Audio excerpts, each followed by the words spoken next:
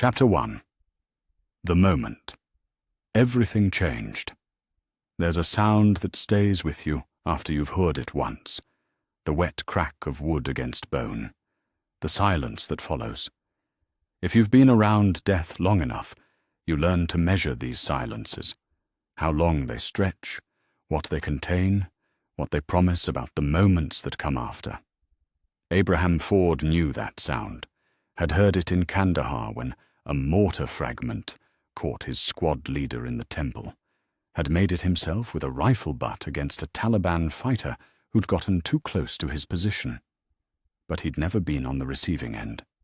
Not until Negan brought Lucille down across his skull with the casual precision of a man splitting firewood. The first blow should have killed him. In any reasonable universe it would have. But Abraham Ford had stopped expecting reasonable things from the universe sometime around his third tour, when he'd watched an IED turn a Humvee full of good soldiers into scrap metal and memory. What he'd learned instead was this. Your body could carry you through things your mind couldn't process. Training became instinct. Instinct became survival. So when the bat connected with his skull, when white light exploded behind his eyes and blood ran warm down his face, Abraham didn't fall. He didn't even sway. His army conditioning, those thousands of hours of contact drills and hostile fire exercises, held him upright while his brain struggled to catch up to what was happening. Negan paused. You could see it in his face, that flicker of confusion when the script didn't play out the way it was supposed to. Abraham was meant to crumple. The show was meant to be over. But there he sat, blood streaming from his scalp, eyes still focused, still breathing. Well, Negan said, hefting Lucille for the second swing. Tough son of a bitch. That's when Abraham moved. Military training isn't about thinking, it's about removing thought from the equation entirely, until reaction becomes as automatic as breathing. When Negan raised the bat above his head, when Abraham saw that familiar telegraphing of the killing blow, weight shifting to the back foot, shoulders rotating for maximum leverage, he didn't decide to grab the weapon. His hands just moved. Abraham's right hand shot up and closed around the barrel of the bat mid-swing. Negan's eyes widened as the momentum he'd built suddenly met resistance. For a moment that stretched impossibly long, the two men were connected by this instrument of death, both gripping it like their lives depended on it. Which, of course, they did. Abraham had 8 inches and 40 pounds on most men. He'd had it on the Taliban fighters in Afghanistan, on the dead when they'd tried to overwhelm his positions, on every challenger who'd thought they could take what he was protecting. But Negan wasn't trying to wrestle the bat away. He was trying to drive it down into Abraham's skull with the full force of his body weight behind it. The struggle lasted maybe 10 seconds. But those 10 seconds contained everything that would follow, the alliances that would form, the war that would come, the communities that would unite under Abraham's strategic vision. Rick and the others watched from their places on the ground as their friend, their military expert, their protector, turned what was supposed to be an execution into something else entirely. Abraham's left hand joined his right on the bat.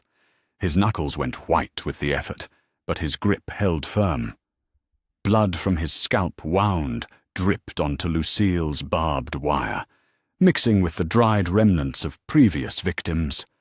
He looked up at Negan, and for the first time since this nightmare had started, the savior leader saw something in a victim's eyes that he hadn't expected. Not fear. Not pleading. Recognition. Abraham knew what Negan was. He'd fought men like him before. Commanders who'd confused brutality with leadership, who'd thought fear was the same thing as respect. In the sandbox, they called them toxic leaders. Officers who'd get their own people killed through sheer incompetence disguised as toughness. Abraham had learned to handle them with the same methodical precision he brought to everything else. "You picked the wrong soldier," Abraham said, his voice steady despite the blood running down his face. Then he twisted his body and yanked hard to the right. Lucille snapped. The sound it made was different from the crack of bone. Sharper. Final. The barbed wire unraveled as the wood split along a stress fracture that had probably been there for months. Negan stumbled backward, left holding the handle of his legendary weapon, while the business end clattered to the ground at Abraham's feet. The silence that followed was absolute. You could hear the wind moving through the trees above them, the soft whistle of someone's labored breathing, the distant moan of walkers that hadn't yet found them. But from the circle of saviors surrounding them, nothing. From Rick and his people, nothing. From Negan himself, nothing at all. Abraham spat blood onto the gravel and looked up at the man who'd been about to kill him. "That the best you got?" What happened next would echo through every decision that followed, every alliance that formed, every battle that was fought. Negan took 3 steps backward. His eyes moved from the broken bat to Abraham's face to the circle of his own men, measuring what he saw there. Fear, maybe. Uncertainty, certainly. For the first time since he'd built his empire of submission, someone had broken his script. "Simon," Negan said finally, his voice carrying none of the theatrical confidence it had held moments before. "We're leaving." "Boss, we can—" "We're leaving." The saviors formed up with military efficiency, but Abraham could read their movement. He'd seen the same body language from his own soldiers when a mission had gone sideways, and they were trying not to show their relief at the order to extract. These weren't men retreating from a position of strength. They were cutting their losses and regrouping. As the convoy of vehicles disappeared into the night, Abraham finally allowed himself to sag slightly. The adrenaline that had carried him through the confrontation was beginning to ebb, leaving behind the bone-deep exhaustion that came after every firefight. Rick was at his side immediately, hands checking the head wound, voice asking questions Abraham couldn't quite process yet. But Abraham was looking at something else. At Carl, whose eyes held a new kind of respect. At Darryl, who was nodding like something he'd suspected had finally been confirmed. At Michonne, whose calculating expression suggested she was already thinking 3 moves ahead. They'd all been ready to watch him die, had probably made peace with it, had started the mental process of grieving and moving on. Instead, they'd watched him fight back and win. The blood was still running down Abraham's face when he realized that everything had changed, not just for him, but for all of them. The equation they'd been living by, submit or die, had been rewritten in the space of 10 seconds. Negan's power had always been psychological, built on the certainty that resistance was futile. But Abraham had just proven that wrong. They weren't helpless. They weren't alone. And they sure as hell weren't going to spend the rest of their lives kneeling. Abraham Ford looked at his family, because that's what they were, the people who'd fought beside him, through every impossible thing this world had thrown at them, and made them a promise without saying a word.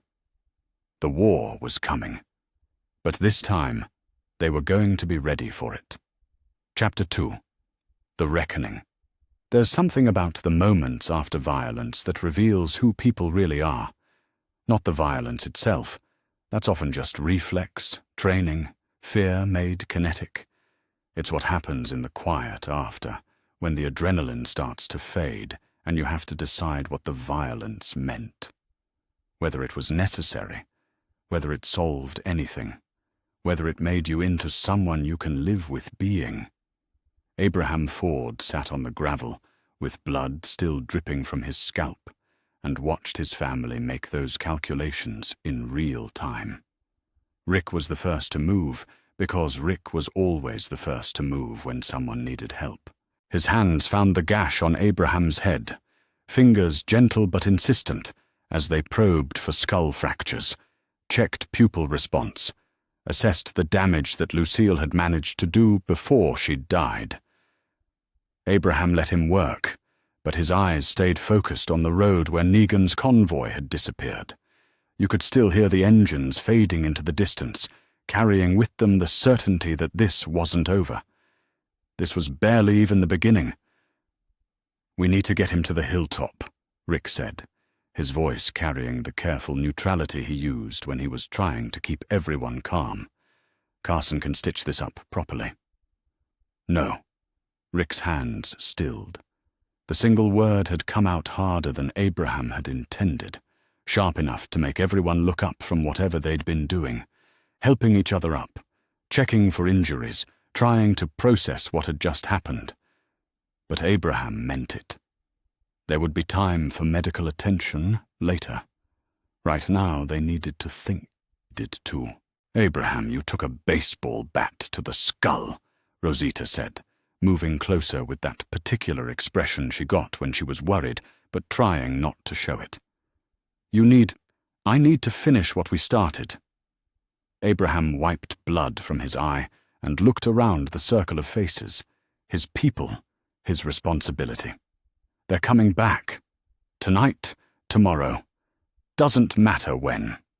Negan's not the kind of man who lets someone embarrass him and walks away. Question is, what are we going to be ready with when he does?" The silence that followed was the kind of silence that happens when a group of people who've been through hell together suddenly realize they're not all seeing the same path forward. Abraham had felt it before, in the army, when a mission briefing revealed that what command was ordering and what made tactical sense were two completely different things. You could see it in their faces. The moment when loyalty bumped up against survival instinct, and everyone had to decide which one mattered more. Rick stood up slowly, his hands still bloody from checking Abraham's wound. "They outnumber us. By a lot. We saw maybe 20 men tonight, and that was just one group. Negan's got outposts, communities, people we haven't even seen yet." "Exactly." Abraham pushed himself to his feet, ignoring the wave of dizziness that tried to take his legs out from under him. "Which is why we hit them now, while they're still trying to figure out what went wrong. You give an enemy time to regroup, they'll come back twice as hard." Darryl spat into the dirt. "Man's got a point. They think we're going to roll over like everyone else. Might be we show them different." But Rick was already shaking his head, and Abraham could see the weight of leadership settling back onto his shoulders like a familiar burden. "We go to war with Negan. People die. Our people. And for what? So we can say we fought back. So we can say we're free." The words hung in the air between them, simple and impossible. Abraham watched Rick process them, watched him run through all the calculations that leadership demanded. How many they'd lose, how many they might save, whether the cost of fighting was worth the cost of surrender. It was the same kind of thinking that had gotten Abraham's family killed back at the beginning, when the evacuation orders had been delayed because someone in charge thought civilian casualties were an acceptable trade-off for a more orderly withdrawal. Sometimes the right choice and the safe choice weren't the same thing. Abraham had learned that lesson too late to save Ellen and the kids. He wasn't going to make the same mistake twice. "Rick," Maggie said softly, and everyone turned. She was pale, leaning heavily against Glenn, one hand pressed to her stomach in a way that made Abraham's chest tighten with worry. "We can't live like this, giving them half our supplies, watching them take whatever they want. That's not living. That's just surviving until they decide we're not useful anymore." Glenn's arm tightened around her, but his voice was steady. She's right. We've seen what happens to communities that try to play along. The saviors don't leave you alone because you cooperate. They just take more. Abraham nodded. This was what he'd been trying to get them to see. In the army, we had a saying, you can negotiate from a position of strength, or you can beg from a position of weakness. Right now, they think we're weak, broken. That gives us one advantage. They won't be expecting a fight. What advantage? Rick's voice carried an edge of frustration that Abraham recognized. It was the sound of someone who'd been making impossible decisions for so long that he'd forgotten there might be other options. We've got maybe 15 people who can handle a weapon. They've got hundreds. We've got something they don't. Abraham wiped more blood from his face and looked around the circle. We've got nothing left to lose. It was Eugene who spoke up, his voice carrying that particular tone he got when he was working through a problem in real time. Actually, from a strategic standpoint, Abraham's assessment has considerable merit. Negan's power structure relies on psychological dominance maintained through consistent application of overwhelming force. But that same reliance creates structural vulnerabilities. English, Eugene, Sasha said. His people follow him because they're scared. Take away the fear, and you take away his power.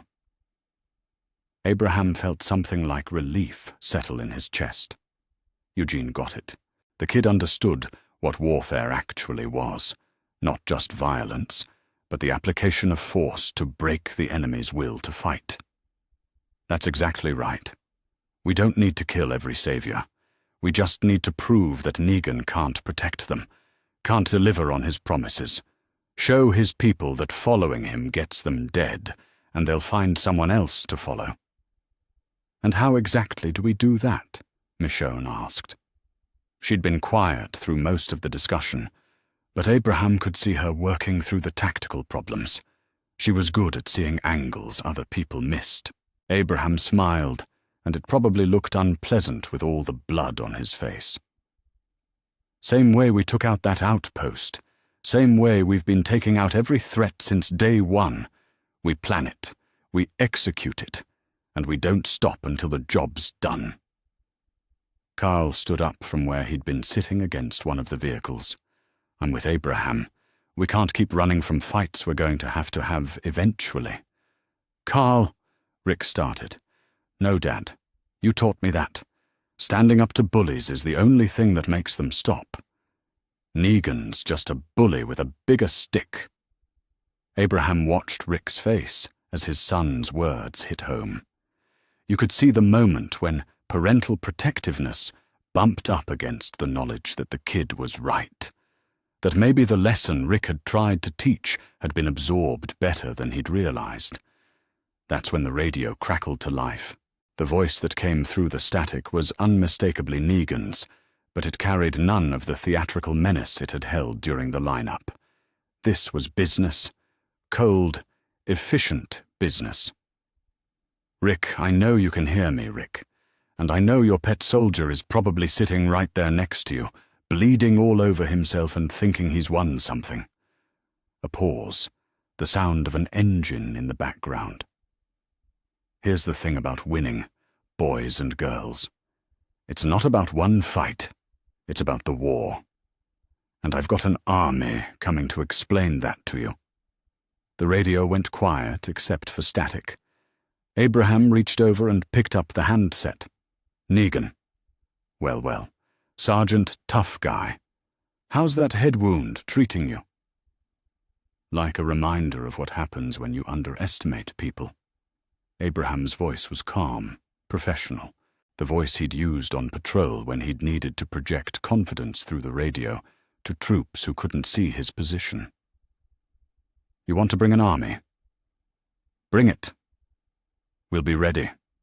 Negan's laugh came through the speaker like broken glass. Oh, I don't think you understand the scope of what you just started, Abraham. But you will. Real soon now. The radio went dead. Abraham set the handset back down and looked around the circle of faces. They were all watching him now, waiting to see what came next, waiting for orders. He realized, with a clarity that cut through the pain in his skull, that something fundamental had shifted in the last 5 minutes. This wasn't Rick's decision anymore. It wasn't even really a group decision. They'd moved past the point where they could choose between submission and resistance. They were at war now, whether they wanted to be or not. Abraham stood up, blood still dripping from his scalp, and looked at his family. "All right, people. We've got work to do." Chapter 3. The Sergeant's War Council. There's a particular kind of quiet that settles over a room when soldiers are planning for war. Not the heavy silence of grief or the charged quiet of an argument waiting to happen. Something else. The focused hush of people who understand that the next few decisions might determine who lives and who dies, and that getting those decisions wrong isn't something you get to regret later. Abraham Ford sat at the kitchen table in the Grimes house, blood from his scalp wound now cleaned and bandaged, with a hand-drawn map spread out in front of him like a tactical Bible. The paper was rough, torn from one of Carl's old school notebooks, but the lines Abraham had sketched were precise, military precise. Every road marked, every building noted, every potential choke point and defensive position catalogued with the methodical attention of someone who'd spent years turning terrain into advantage. Rick stood behind him, arms crossed, watching Abraham's pencil move across the paper with reluctant fascination. You could see the war happening in Rick's posture, the part of him that wanted to maintain authority, bumping up against the growing certainty that Abraham knew things about warfare that he didn't. Leadership wasn't just about making decisions. Sometimes it was about knowing when to step back and let someone else lead. "This is what we're looking at," Abraham said, tapping the pencil against a rough rectangle he'd drawn near the center of the map. "The sanctuary. Negan's main base of operations. It's an old factory, lots of windows, multiple entry points. Good for manufacturing, terrible for defense." Eugene leaned forward, pushing his glasses up his nose in that particular way he had when something technical caught his attention. "How can you be certain about the defensive capabilities? We've never conducted reconnaissance of their primary facility." "Because I've been inside factories like it." Abraham's voice carried the weight of experience, memories of urban combat in places where every room might contain an enemy. Every corner might hide an IED. Afghanistan's full of industrial buildings that insurgents tried to turn into strongholds. Same problems every time. Too many sight lines, too much glass, not enough concrete. You can fortify them, but you can't make them safe. Rosita moved to stand beside the table, her eyes tracking the defensive positions Abraham had marked around Alexandria. "What about us? We're not exactly living in a fortress here." "No, we're not. But we don't have to be." Abraham drew a series of smaller circles around Alexandria, marking them with letters. "Guerrilla warfare, 101. You don't hold ground, you deny it to the enemy. Make them come to you through places where you control the terrain." Carl stepped closer, his single eye bright with the particular intensity he got when he was learning something new. "Like the walkers in the quarry. We didn't fight them head on. We led them where we wanted them to go." "Exactly." Abraham looked up at the kid and felt something like pride. Carl got it. He understood that warfare wasn't about being the biggest or the strongest. It was about being smarter. "Your dad taught you well." Rick's expression shifted slightly, and Abraham could read the mix of emotions there. Pride in his son's tactical thinking, worry about what that thinking might lead to, and underneath it all, the recognition that maybe Abraham was right about this approach. But that's not enough, Abraham continued, turning back to the map. Negan's not just some gang leader with a dozen followers. What we saw tonight, that was one convoy, one group. I counted at least 20 vehicles before they disappeared, and that's assuming they didn't have outriders we couldn't see. Eugene was nodding now, his analytical mind working through the implications. A force projection of that magnitude suggests a significantly larger organizational structure. Multiple settlements, coordinated supply lines, established communication protocols. Which means we can't just hit them and hope they go away. Abraham drew lines connecting the sanctuary to several smaller locations he'd marked based on intelligence from their previous encounters. We need allies. People who've got the same problem we do. People who've been waiting for someone to show them that Negan can be beaten.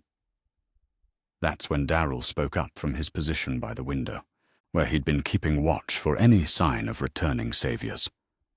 Jesus, kid from Hilltop. He was asking questions about fighting back before all this went down. Seemed like he knew more about the saviors than he was letting on. Abraham felt something click into place. Jesus, Paul Rovia, the man who'd introduced them to the Hilltop, who'd demonstrated combat skills that suggested military or law enforcement training, who'd seemed almost too eager to help them understand the political situation around the various communities. Maybe that eagerness hadn't been about trade agreements. "Rosita," Abraham said, not looking up from the map. "You remember that radio we pulled off the saviors at the satellite outpost?" "Yeah. Threw it in the armory with the rest of their gear. Get it, and bring Eugene's toolkit." Abraham finally looked up, meeting Rick's eyes. Time to make some new friends. 20 minutes later, they had the savior radio crackling to life on the kitchen table. Eugene's nimble fingers had bypassed the frequency lock, and now they were scanning through channels, listening to the chatter that flowed between savior outposts, like the nervous system of a vast organism. The voices that came through the static were revealing in ways their speakers probably didn't realize. Routine check-ins that revealed patrol schedules, supply requests that showed which outposts were well stocked and which were running low, personnel complaints that identified weak leadership and low morale.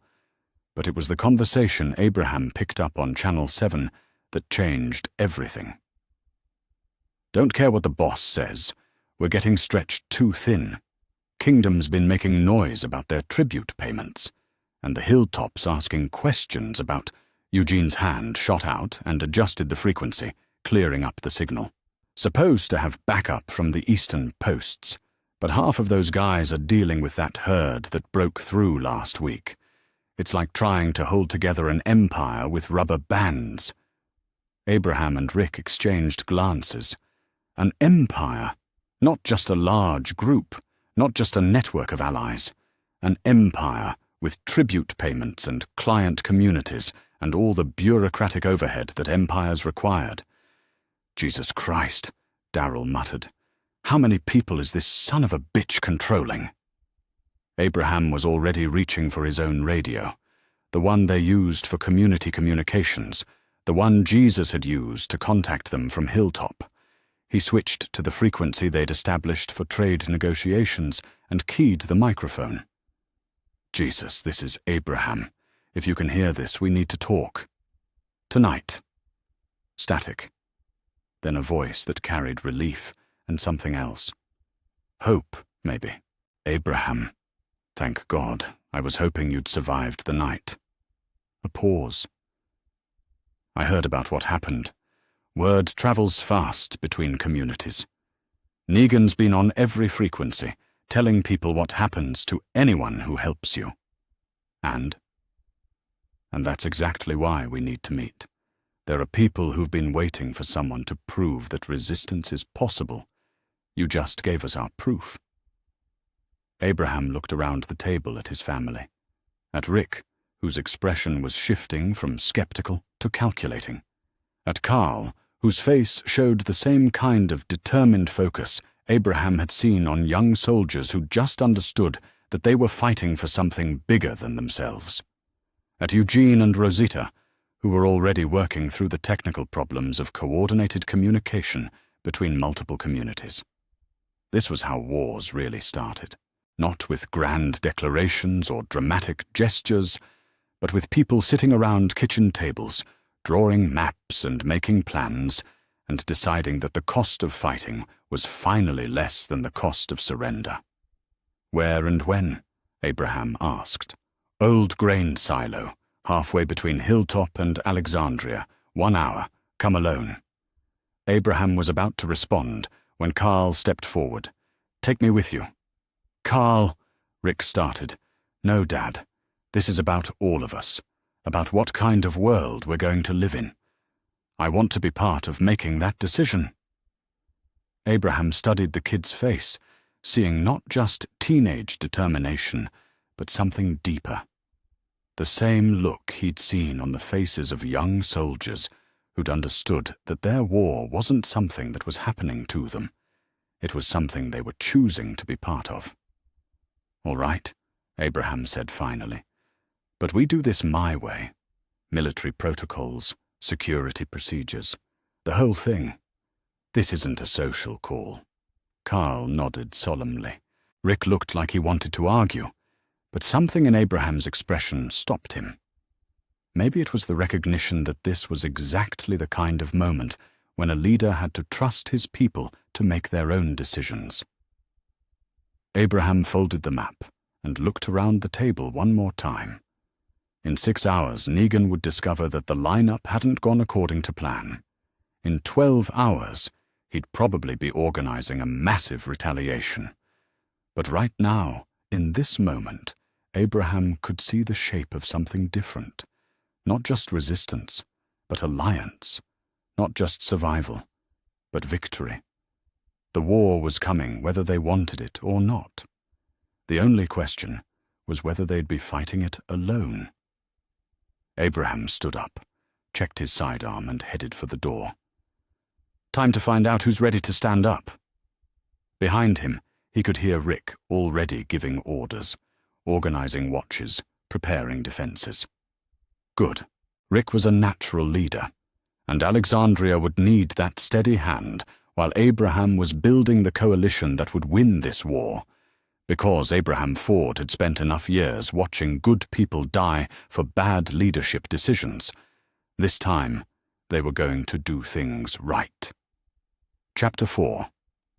The Network Awakens.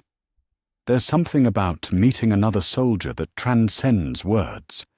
It's in the way they stand, the way their eyes track movement, how they assess terrain without thinking about it.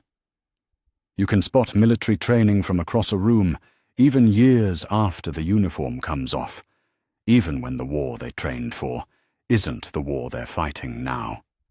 Abraham Ford recognized it the moment Jesus introduced him to Ezekiel. They met at the grain silo as planned, but Jesus had brought more than just intelligence about hilltop politics. He'd brought a man who carried himself like someone accustomed to command, whose handshake was firm without being aggressive, whose first words were tactical questions about sight lines and escape routes. King Ezekiel of the kingdom, Jesus called him. But Abraham heard the truth underneath the theatrical title. This was a leader who understood warfare. Your reputation precedes you, Abraham, Ezekiel said, his voice carrying that particular cadence that suggested both education and experience. Jesus tells me you've given Negan something he's not accustomed to receiving. Resistance, Abraham replied, and it's just the beginning. Carl stood slightly behind Abraham, his young face serious as he absorbed the dynamics of this meeting. The kid had insisted on coming, had argued that this was about his generation's future, and now Abraham was glad he'd agreed. Carl needed to see how alliances were built, how trust was earned between people who'd never fought together, but shared common enemies. Jesus spread a larger map across the silo's concrete floor, this one showing not just local communities, but the broader region. Red marks indicated known savior outposts. Blue marks showed friendly or neutral settlements. The pattern that emerged was sobering. Negan's network stretched farther than any of them had realized. "The kingdom has been paying tribute for 8 months, Ezekiel said, his finger tracing the roads that connected his community to savior territory. Weekly deliveries, scheduled down to the minute. They demand fresh produce, livestock, weapons. In return, they promise protection from themselves." Abraham studied the map, his tactical mind already working through the logistics. "How many fighters do you have?" 67 with combat training. Former military, police, security personnel who found their way to us. Ezekiel's eyes met Abraham's. "We've been waiting for someone with the strategic vision to coordinate a unified response." That was when Abraham understood what he was looking at. Not just 2 communities seeking his help, but the foundation of something larger. A network of people who'd been individually powerless against Negan's empire, but who together might have enough strength to break it. "The hilltop's got maybe 20 people who can handle weapons," Jesus added. "But we've got something else. Intelligence. Gregory's terrified of his own shadow, but his advisors have been mapping savior movements for months. We know their patrol schedules, supply routes, communication protocols." Carl stepped forward, his voice carrying the certainty of someone who'd grown up making hard decisions. "So we hit them before they hit us, use their own systems against them." Abraham felt something like pride watching the kid work through the tactical problems. Carl got it. He understood that warfare wasn't about heroic gestures. It was about preparation, intelligence, and the discipline to execute plans when the shooting started. "That's exactly right," Abraham said. "But it's got to be coordinated. Simultaneous strikes, shared intelligence, unified command structure. We fight as one army, or we lose as separate communities." Ezekiel nodded slowly. "And who commands this army?" It was a fair question, the kind that could make or break alliances before they had a chance to form. Abraham had seen too many joint operations fail because nobody wanted to give up operational control. Too many good soldiers die because commanders couldn't agree on basic tactical decisions. "Whoever's best qualified for the specific mission," Abraham said. "I've got experience with this kind of warfare. But I'm not trying to build an empire. I'm trying to tear one down." That seemed to settle something for Ezekiel. "Then let's discuss specifics." They spent 2 hours on the silo floor, drawing new maps, sharing intelligence, working through the practical problems of coordinating military action across multiple communities. Abraham found himself thinking about his old unit, about the careful planning that had kept them alive through 3 deployments. The principles were the same: clear communication, defined roles, backup plans for when the primary plan went sideways. Which was exactly when Jesus' radio crackled to life. "Jesus, you there? We got a problem." The voice belonged to one of the hilltop scouts, tight with controlled panic. Jesus keyed the microphone. "Go ahead." "Saviors hit an Alexandria supply run 20 minutes ago. Took 3 people prisoner, including Tara. They're broadcasting on all frequencies, saying they want Abraham in exchange." The silence in the silo was absolute. Abraham felt the familiar cold settle into his stomach, the same sensation he'd had in Afghanistan when intelligence reports came in about captured personnel. Time became critical. Every minute of delay made successful rescue less likely. "Where?" Abraham asked, taking the radio from Jesus. "Old Industrial Park, about 15 miles east of Alexandria. They're not hiding. They want us to come." Of course they did. Negan was escalating, trying to force Abraham into an emotional decision that would break the coalition before it could form. It was good psychological warfare, the kind that worked against people who thought with their hearts instead of their heads. Abraham looked at Ezekiel and Jesus. This is the test. Right now, we can negotiate with terrorists, or we can show them that taking our people costs more than they're willing to pay. How many saviors? Ezekiel asked. Scout says maybe a dozen vehicles. Call it 60 personnel. Carl was already checking his sidearm. Against how many of us? Abraham did the math in his head. 20 from Alexandria, if we move everyone capable of fighting. 60 from the kingdom, 20 from Hilltop. Call it 100 total. Acceptable odds, Ezekiel said, and Abraham heard the military officer underneath the theatrical king. What's the tactical approach? Abraham felt something click into place, the same sensation he'd had in the army when a mission plan came together in his mind. 3 communities, working as one unit, their first real test against Negan's forces. Win this, and the alliance would hold. Lose, and they'd be back to individual communities submitting to savior demands. Pincer movement, Abraham said, sketching the industrial park layout on the back of their map. Kingdom forces approach from the north, cut off escape routes. Hilltop takes the eastern approaches, prevents flanking movements. Alexandria comes from the south, direct assault on their position. Risky, Jesus observed. If they're expecting us, they're expecting me, Abraham corrected. One man, coming to make a trade. They're not expecting a coordinated military response from 3 communities. That gives us tactical surprise. Ezekiel stood up. Decision made. How long do we have? Hour and a half to get into position. Sunset gives us better concealment. My people will be ready, Ezekiel said. And Abraham, after tonight, we do this as equals. Joint operations, shared command, coordinated strategy. This is bigger than any one community now. Abraham shook Ezekiel's hand, feeling the weight of alliance settling around them like body armor. Heavy, but protective. Agreed.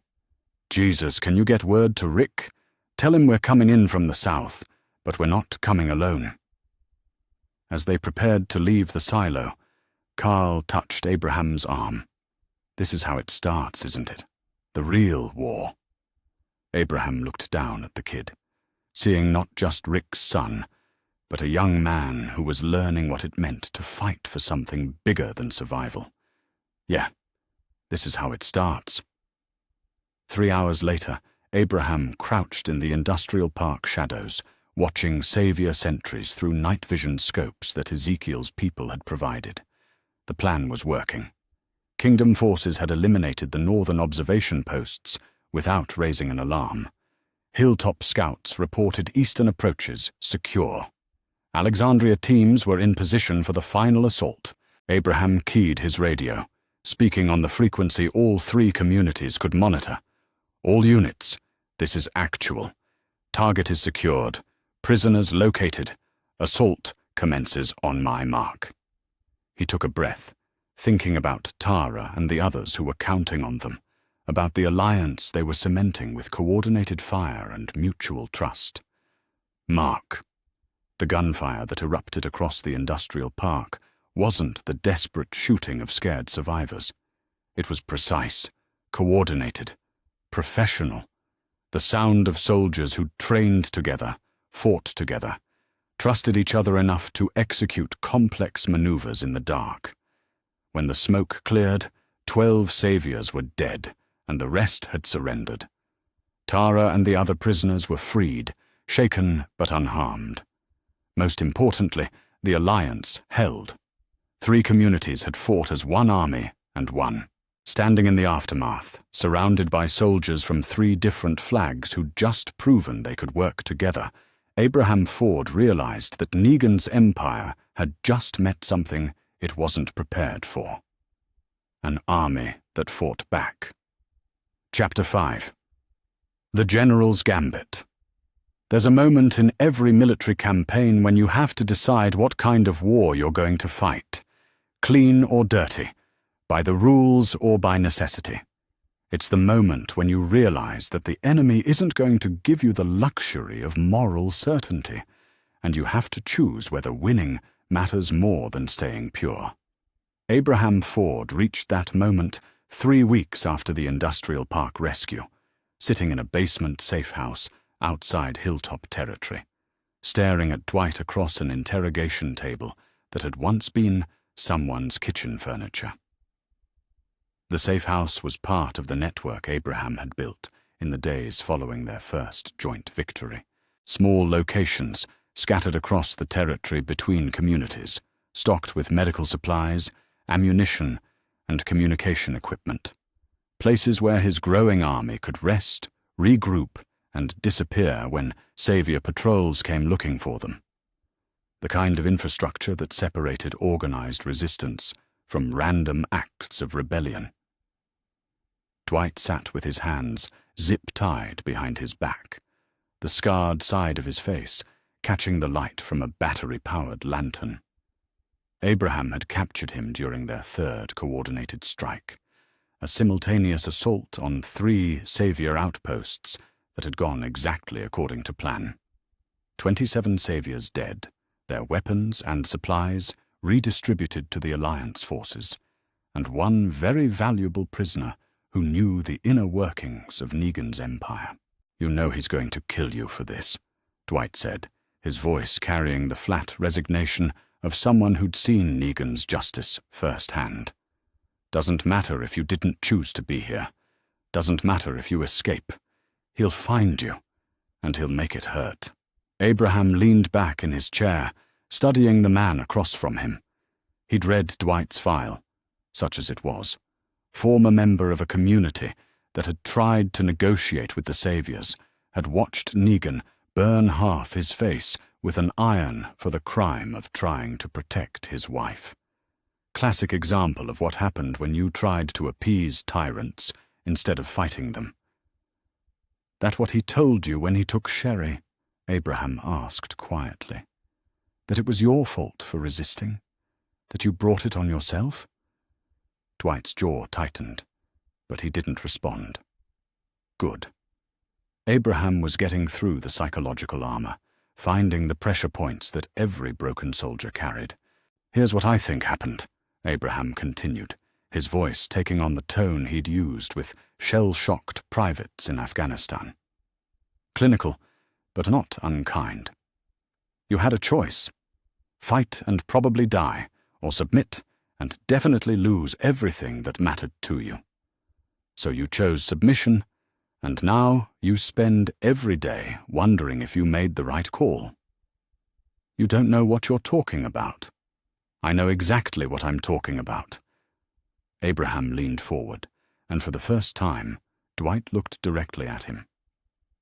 "I know what it's like to lose your family, because you followed orders instead of following your instincts. I know what it's like to carry that weight." From the corner of the room, Rick shifted uncomfortably. Abraham could feel the disapproval radiating from his friend, the quiet concern that Abraham was crossing lines that good people weren't supposed to cross. Rick still believed in clean wars, moral victories, winning without becoming the enemy. Abraham understood that impulse, had believed in it himself, once upon a time. "Tell me about the Sanctuary's weapons depot," Abraham said, pulling out a hand-drawn map of Negan's compound. "Guard rotations, access points, what kind of firepower they're stockpiling." Dwight looked at the map, then back at Abraham. "Why would I help you commit suicide?" "Because the alternative is helping Negan commit genocide." Abraham's voice stayed calm, professional. "He's not building an empire, Dwight. He's building a feeding system. Communities exist to supply him with resources, and when they can't anymore, he discards them. How many settlements have you helped him absorb over the past year?" The silence stretched long enough for Abraham to know he'd hit home. Dwight had been there for the raids, the intimidation, the slow dissolution of communities that couldn't keep up with savior demands. He'd seen what submission actually meant in the long term. "You think you're different from him," Dwight said finally. "But you're doing the same thing.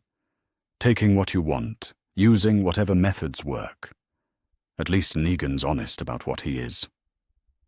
Abraham felt something cold settle in his chest. Not anger. He'd been called worse things by better men. But recognition.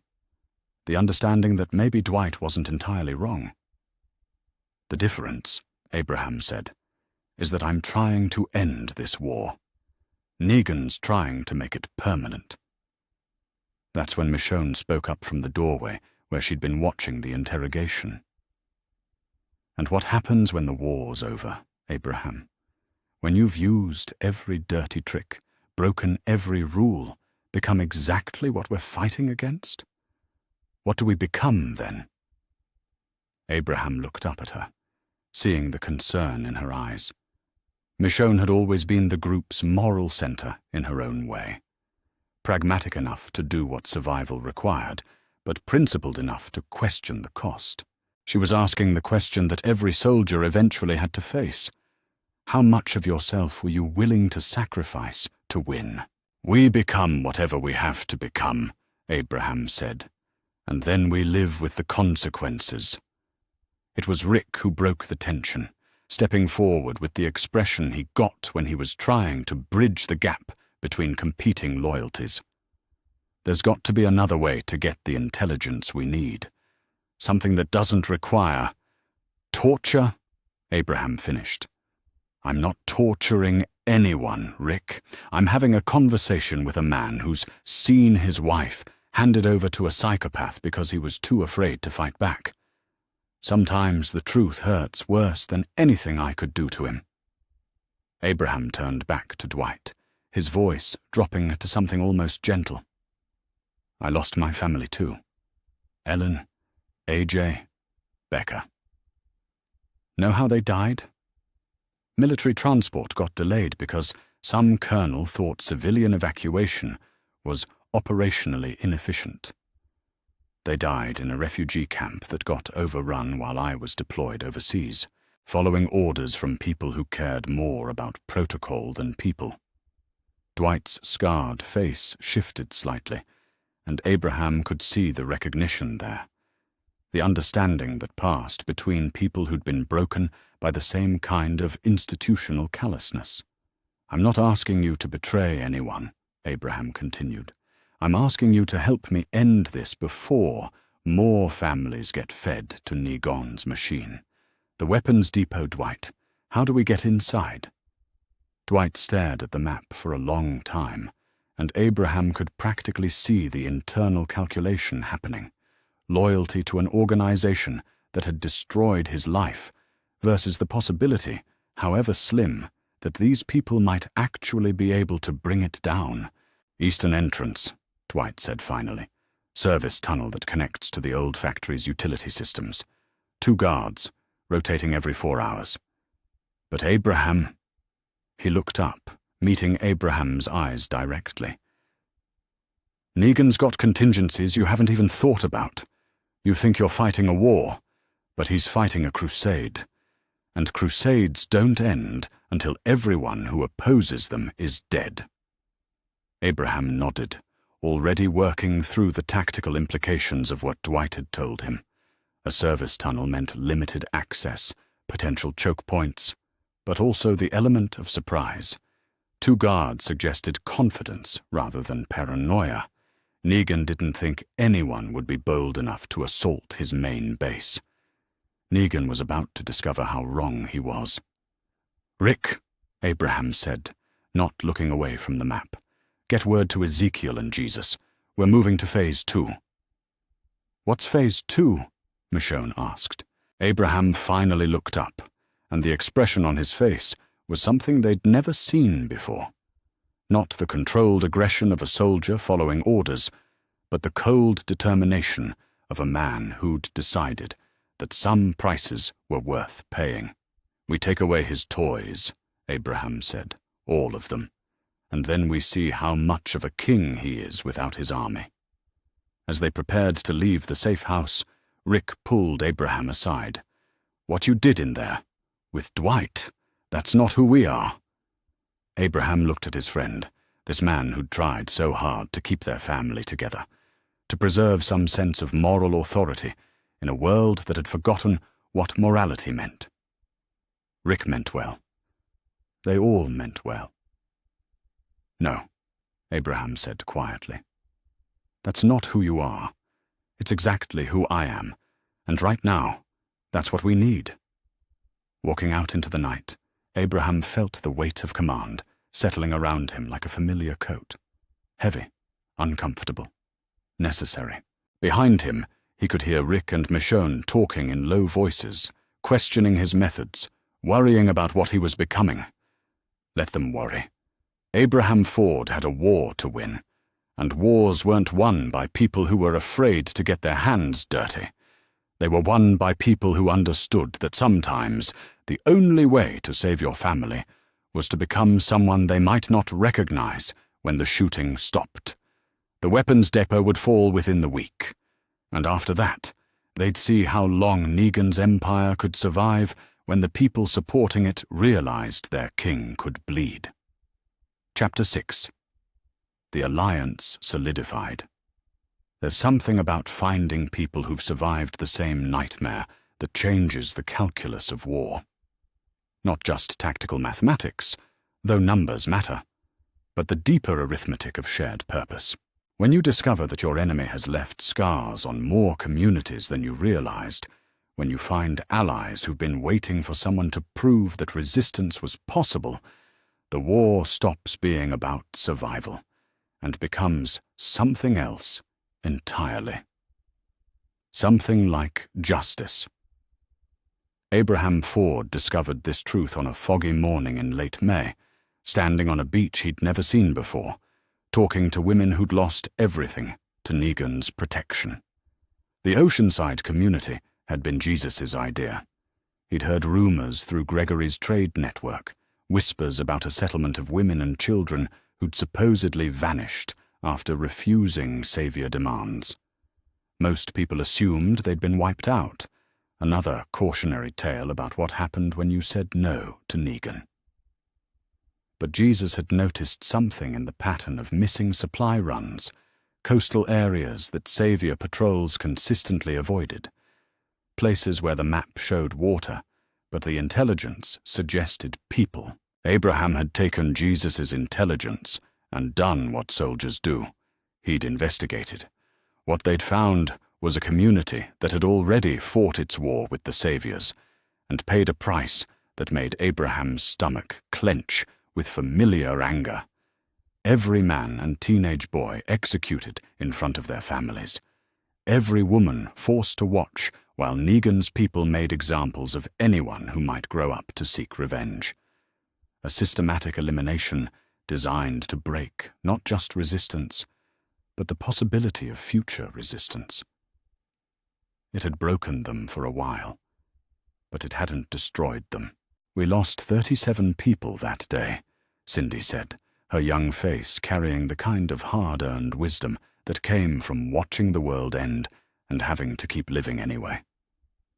"My grandfather, my brother, my uncle, every man in our community, except the boys who were too young to hold a gun."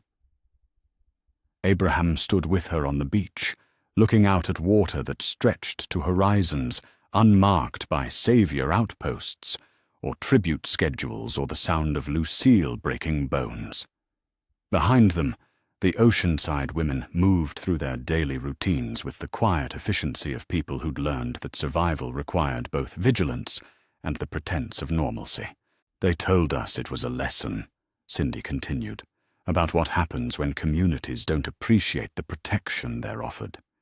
Said if we stayed hidden, kept quiet, didn't cause trouble, they'd let us live in peace." She turned to look at Abraham, and he saw something in her eyes that he recognized from his own mirror. "Turns out peace just means they haven't gotten around to killing you yet." Abraham nodded, understanding more than she probably realized. He'd seen the same pattern in Afghanistan. communities that cooperated with coalition forces only to be eliminated later when their usefulness ended. The logic of empire was always the same: control through fear, stability through elimination of alternatives, peace through the exhaustion of hope. "What changed?" Abraham asked. "You did." Cindy's answer was simple, direct. Word travels fast between communities, even isolated ones. We heard about Alexandria breaking Lucille, about the Kingdom and Hilltop forming an alliance, about savior outposts going dark. She smiled, and it was sharp enough to cut glass. Turns out we weren't as isolated as we thought. That was when Beatrice approached from the dunes, carrying a wooden crate that looked familiar. Abraham had seen similar containers in army supply depots, the kind of standardized packaging that meant serious weapons rather than hunting rifles or improvised explosives.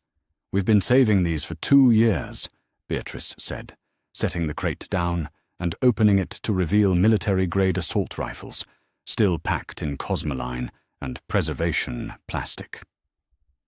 Took them off the saviors when they came to recruit our men. Figured we'd find a use for them eventually." Abraham looked into the crate and did quick mental calculations. 24 weapons, professional grade, with enough ammunition to outfit a proper assault team. More importantly, weapons that the saviors didn't know were missing, which meant surprise when the shooting started. "What do you want in exchange?" Abraham asked, because in his experience, nothing worthwhile was ever free. "Protection," Cindy said. "Not from walkers. We can handle the dead. Protection from the living. When this war is over, when Negan's empire falls apart, we want guarantees that Oceanside stays independent, that nobody tries to integrate us into their territory or their trade network or their idea of what a community should look like." It was a reasonable request, the kind of negotiation that Abraham could respect. These women had earned their independence through blood and loss. They deserved the right to keep it. "Done," Abraham said, extending his hand to Cindy. "But we'll need more than weapons. We'll need fighters who know how to use them." "How many?"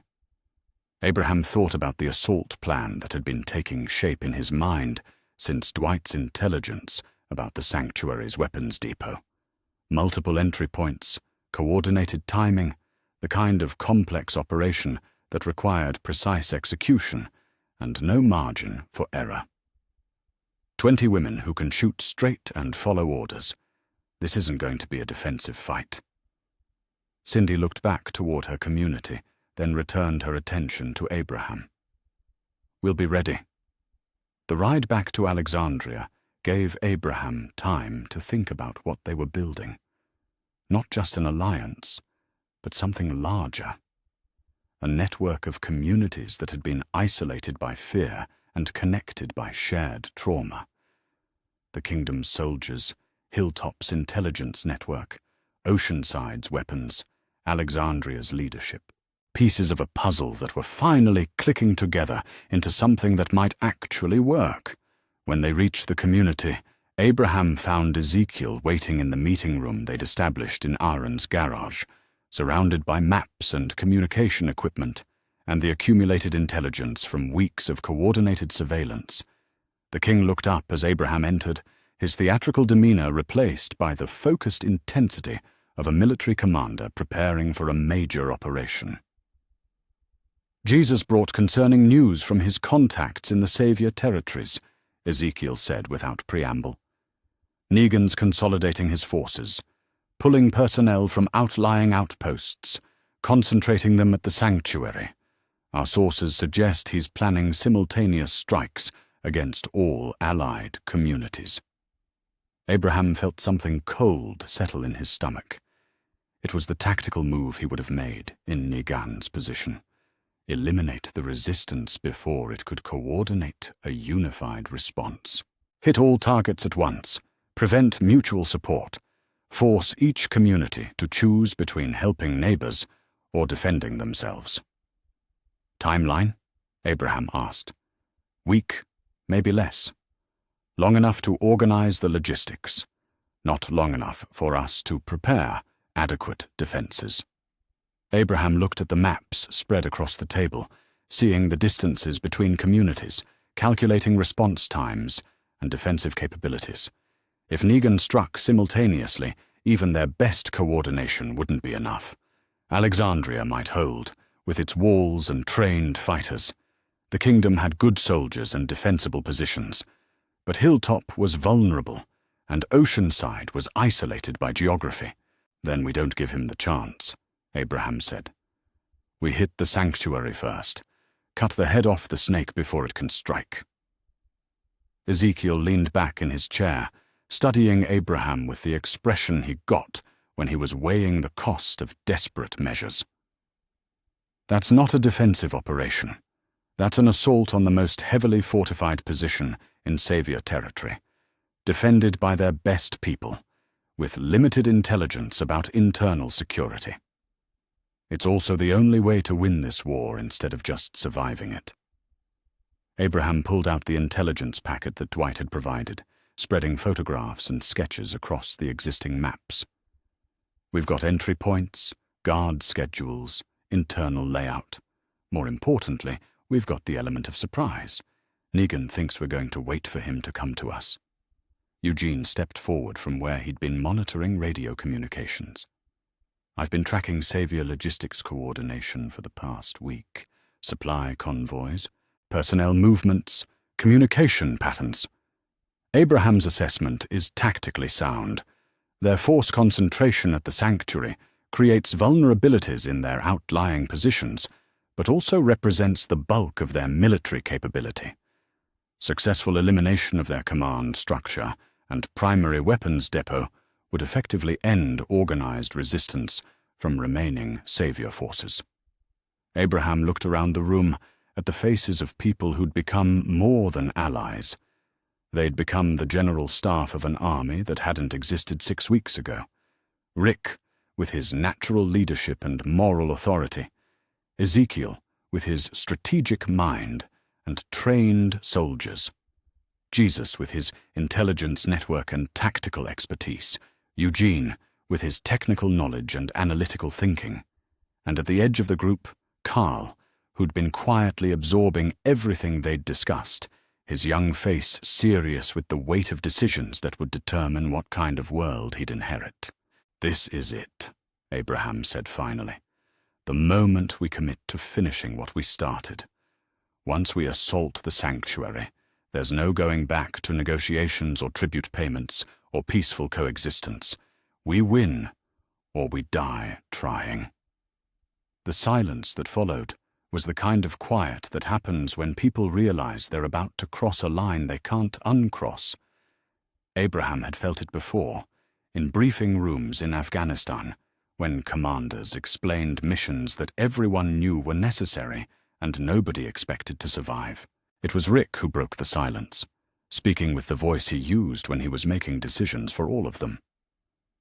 How do we do it? Abraham smiled, feeling the familiar anticipation that came before a fight he'd spent weeks preparing for. Carefully, quickly, and with more firepower than they'll be expecting. He pulled out a detailed sketch of the sanctuary compound, marking entry points and defensive positions with the precision of someone who'd spent his career turning buildings into battlefields. Here's how we end this war. Outside, the sun was setting on what Abraham realized might be their last peaceful evening. Tomorrow, they would begin the final preparations for an assault that would either free the region from Negan's tyranny or get them all killed in the attempt. But tonight, for the first time since he'd grabbed Lucille and broken Negan's script, Abraham Ford felt something like hope. They had allies. They had weapons. They had intelligence. They had a plan. Most importantly, they had something Negan had never expected them to develop: the will to fight back as one army instead of scattered communities. The war was about to begin in earnest, and Abraham Ford intended to win it. Chapter 7. The calm before. There's a particular quality to the hours before a battle that every soldier recognizes, but nobody can adequately describe to civilians. It's not quite silence. There's always too much to do, too many final checks and last-minute adjustments for true quiet. But there's a weight to the air, a density of unspoken understanding that this might be the last time these people occupy the same space as living, breathing versions of themselves. Abraham Ford felt that weight settling over Alexandria as dawn broke on what everyone knew would be either liberation or annihilation. He stood in the community's meeting room, surrounded by maps and photographs, and the accumulated intelligence that would either save their lives or document their final mistake. Representatives from all 4 allied communities sat around tables that had been pushed together to accommodate the largest war council any of them had ever seen.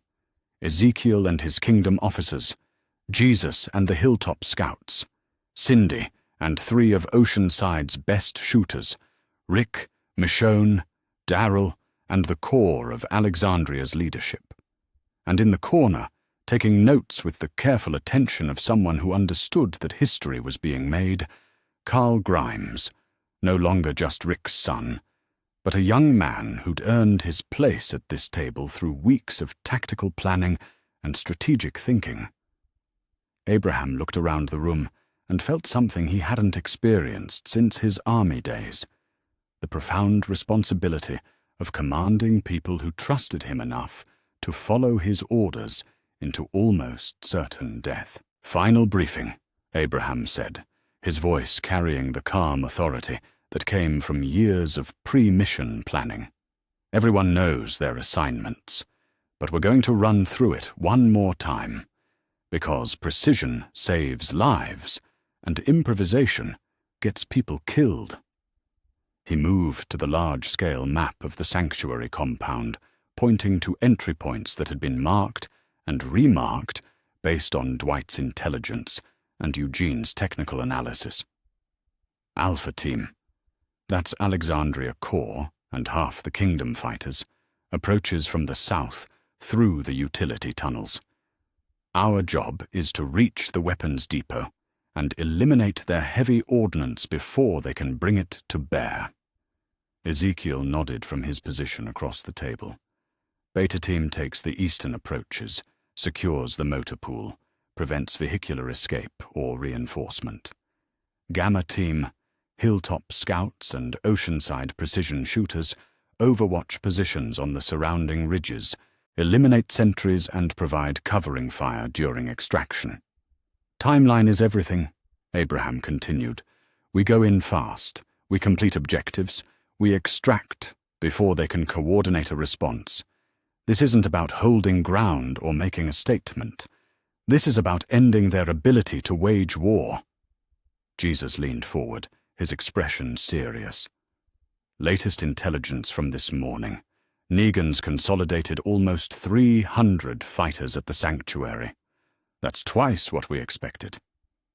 Abraham felt the familiar cold settling in his stomach, the same sensation he'd had in Afghanistan when mission parameters changed at the last minute. 300 fighters meant their numerical advantage was smaller than planned. It also meant that Negan was expecting something, either planning his own offensive or anticipating theirs. "Changes nothing," Abraham said, though he could see the concern in several faces around the table.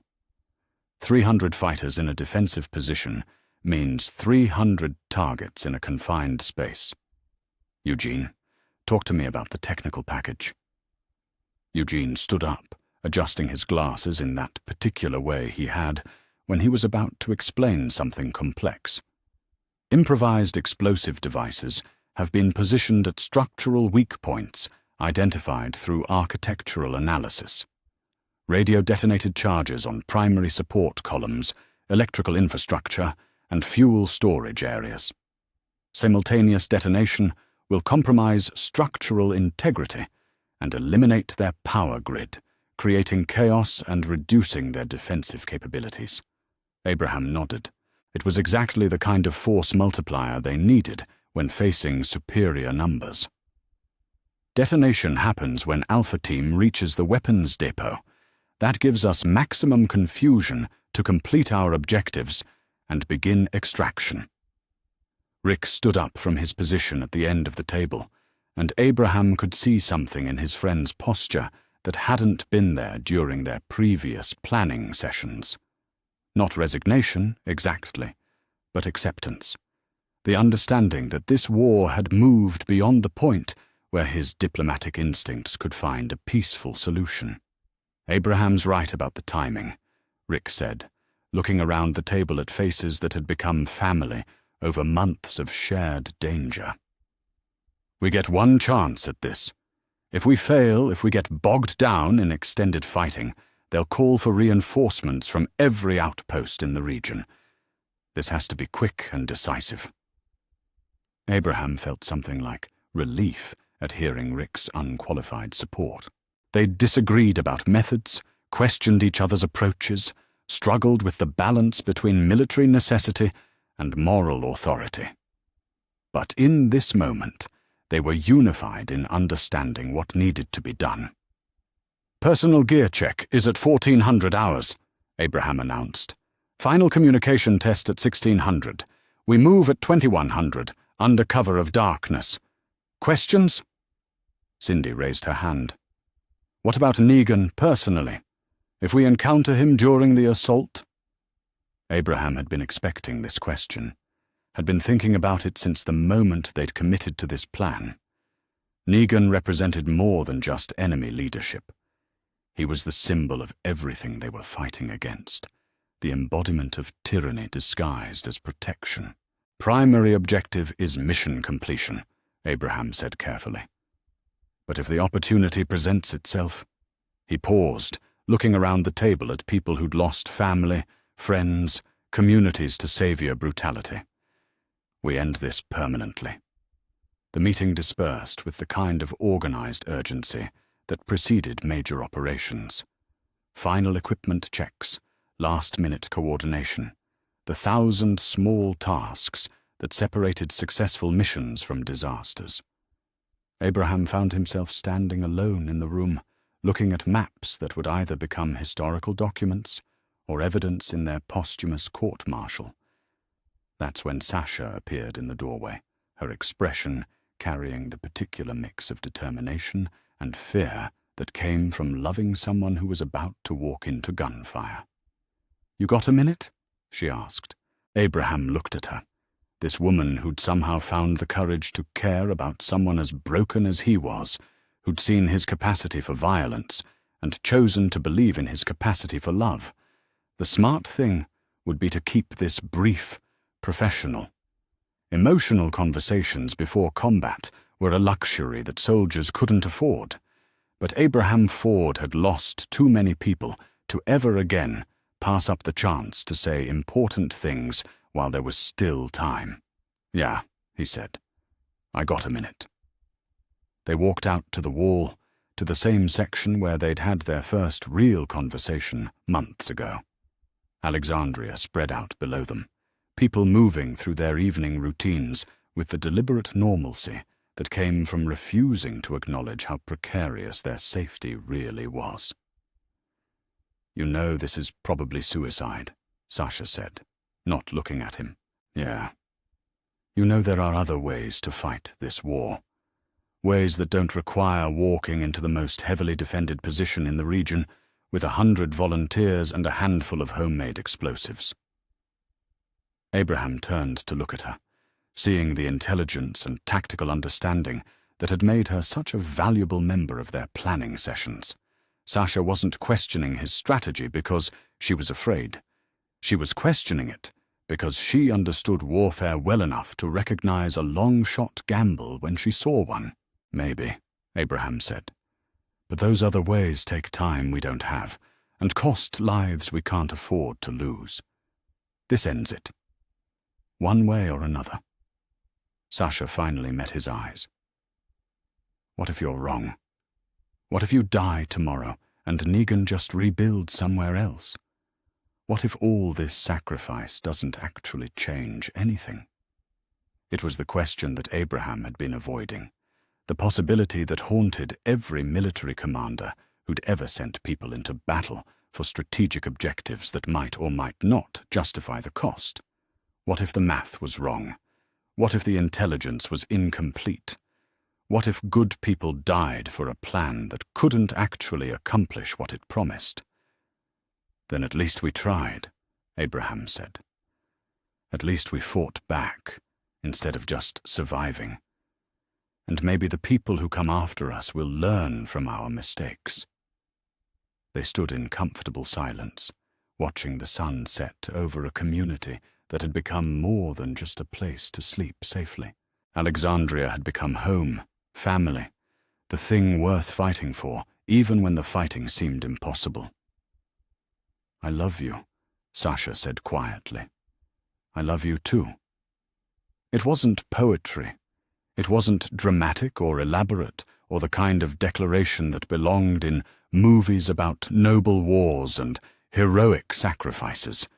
It was just truth, stated clearly between two people who understood that tomorrow might not offer another opportunity for honesty. That evening, Abraham made his rounds through Alexandria, checking on the final preparations, but also saying goodbye to people who didn't realize that's what was happening. He found Eugene in the armory, making final adjustments to the radio detonators with the focused intensity he brought to technical problems. "It's good work," Abraham told him. "Smart design, reliable components. This is going to work." Eugene looked up, his face serious. "I've run probability calculations on mission success based on available variables. The mathematics are challenging." Abraham smiled. "Good thing we're not mathematicians."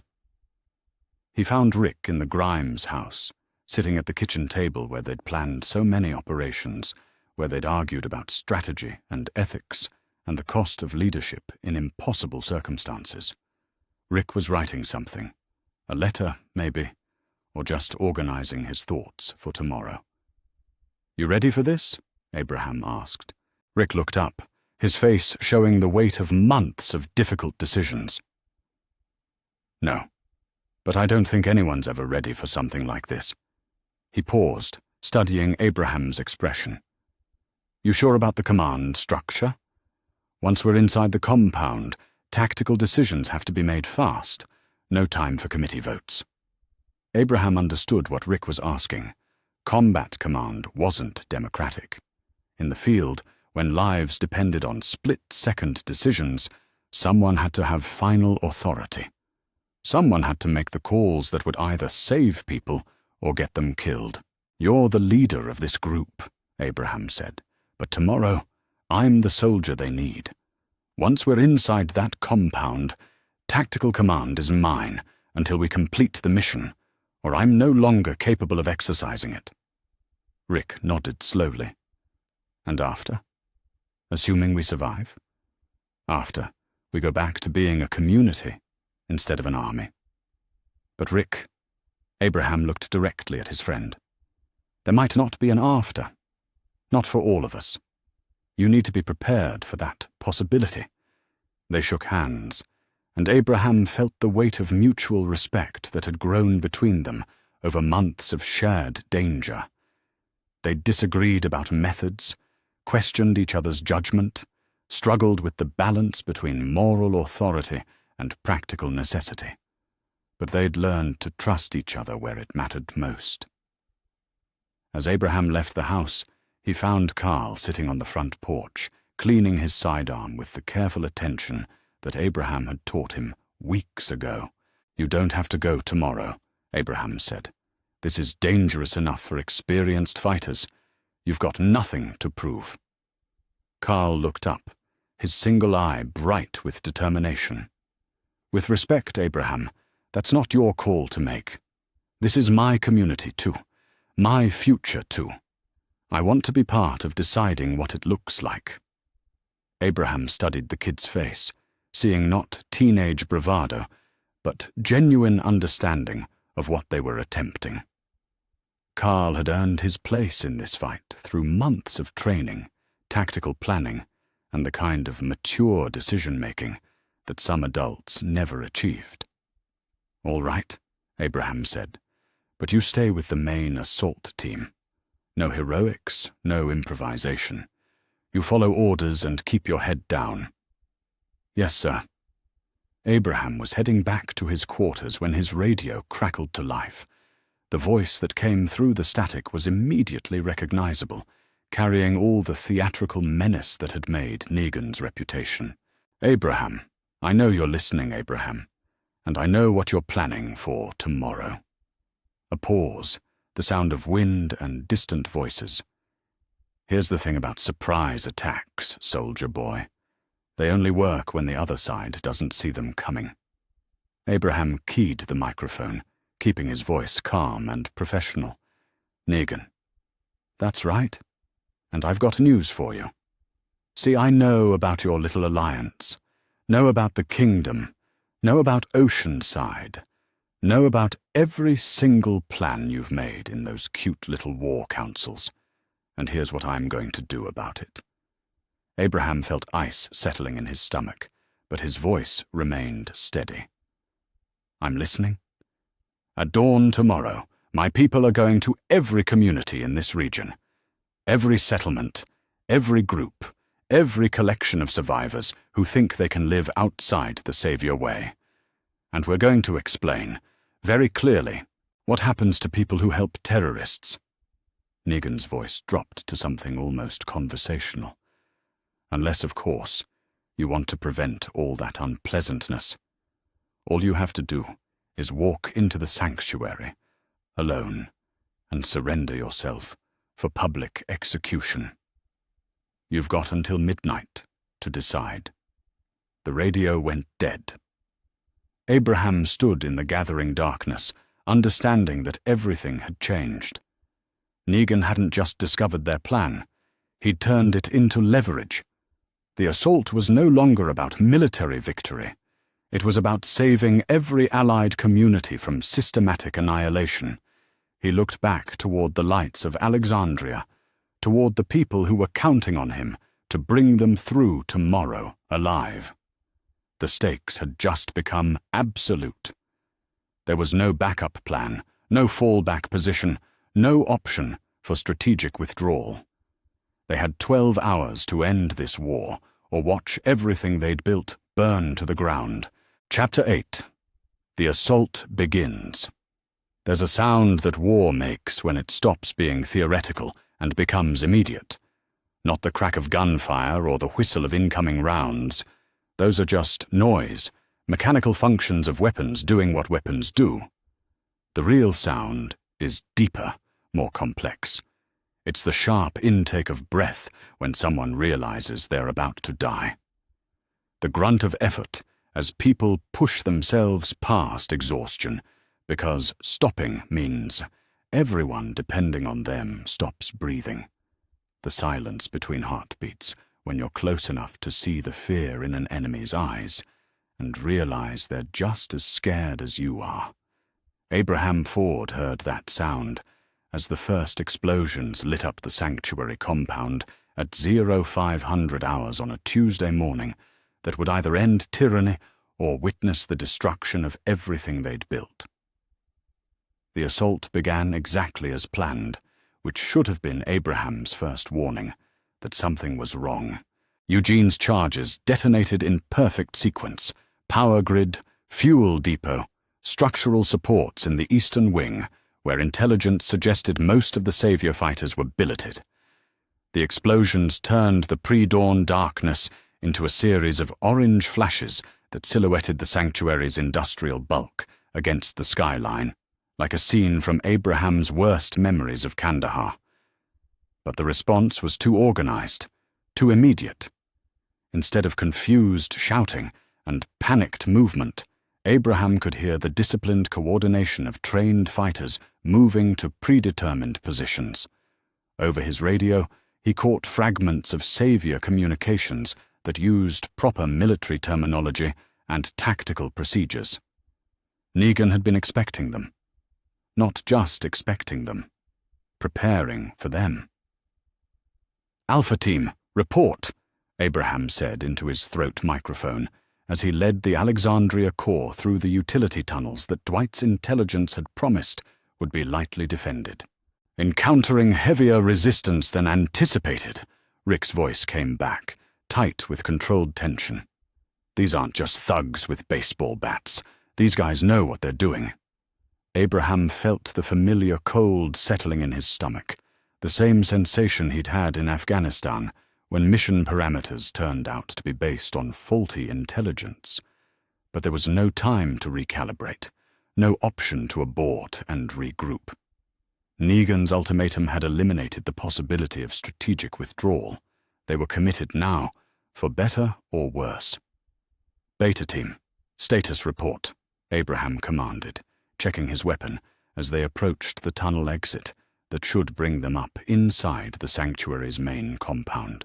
Ezekiel's voice came through the static with the calm authority of someone who'd been in firefights before. "Eastern defenses breached, but at cost. We've got wounded, and they're falling back to secondary positions. This isn't the disorganized retreat we expected." Of course it wasn't. Abraham should have realized that someone smart enough to build an empire spanning multiple communities would be smart enough to prepare for coordinated resistance. Negan had probably been planning for this contingency since the night Abraham had broken Lucille. "Gamma Team, what's your situation?" Abraham asked as they reached the utility access that would bring them into the heart of the compound. Jesus' voice carried the focused tension of someone providing overwatch while his friends walked into hell. "Snipers in position, but they've got counter-snipers we didn't know about. Oceanside girls are keeping their heads down, but we can't provide the covering fire we promised."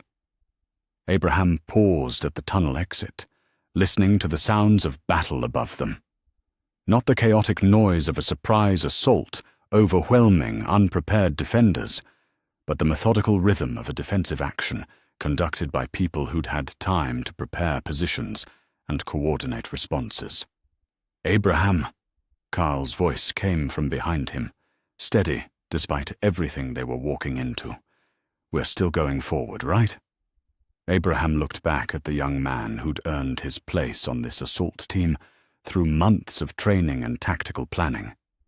Carl's question wasn't about fear, it was about commitment, about whether they were going to see this through, regardless of the cost. "Yeah," Abraham said. "We're going forward." They emerged from the utility tunnel into what had once been the sanctuary's manufacturing floor, now converted into a maze of defensive positions and interlocking fields of fire. The space was massive, filled with industrial equipment that provided excellent cover for defenders and terrible sight lines for attackers. Abraham immediately understood that this wasn't just a factory that had been hastily fortified. It was a purpose-built kill zone designed to channel attackers into predetermined engagement areas. Negan hadn't just been expecting them. He'd been hoping they would come. "Contact front," Darrell's voice came over the radio, followed immediately by the distinctive crack of rifle fire. Abraham could see muzzle flashes from positions scattered throughout the manufacturing floor, disciplined fire from people who understood fields of fire and mutual support. "Advance by teams," Abraham commanded, falling back on Army doctrine for urban combat. "Covering fire. Move. Communicate. We push through to the administrative section." What followed was 40 minutes of the kind of fighting that separated trained soldiers from weekend warriors. The saviors had prepared their positions well, using industrial equipment to create choke points and kill zones that maximized their defensive advantage. But Abraham's people had something the saviors didn't expect: real military coordination. Rick's team provided suppressive fire, while Darrell's group flanked through the eastern corridor. Michonne and Carl moved through the western approach, using the noise from the main assault to mask their movement. Abraham led the center push, drawing attention and fire while his people maneuvered into positions that would allow them to break the savior defense. It was textbook small unit tactics, executed by people who'd trained together and trusted each other enough to advance under fire, the kind of coordination that only came from months of joint preparation and shared understanding of how modern warfare actually worked. But it came at a price that Abraham felt in his chest every time one of his people cried out over the radio. "Tara's hit," Rick's voice, tight with controlled panic. "Leg wound. She's mobile but bleeding bad." "Aaron's down," from Daryl. "Took one in the shoulder, but he's still in the fight." "Jesus, we need covering fire on the eastern approach," from Michonne. "They're trying to flank us." Abraham listened to the reports and felt the familiar weight of command responsibility settling around him like a lead blanket. These weren't just tactical casualties, they were family members, people who'd trusted his plan enough to follow him into this hellscape. Every wound, every cry of pain was a personal failure in his ability to bring them through alive. But this was what war actually looked like when you stripped away the mythology and propaganda. People you cared about got hurt. Plans fell apart when they met enemy action.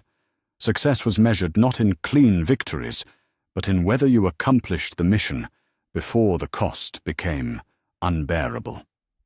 "Abraham, we're at the administrative section," Rick reported, his voice carrying the strain of sustained combat. "Multiple hostiles, but they're giving ground. Looks like you were right about the psychological impact."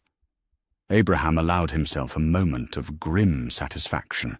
The saviors were fighting hard, but they were fighting defensively. Their entire tactical doctrine was built around overwhelming force applied against isolated communities that couldn't coordinate effective resistance.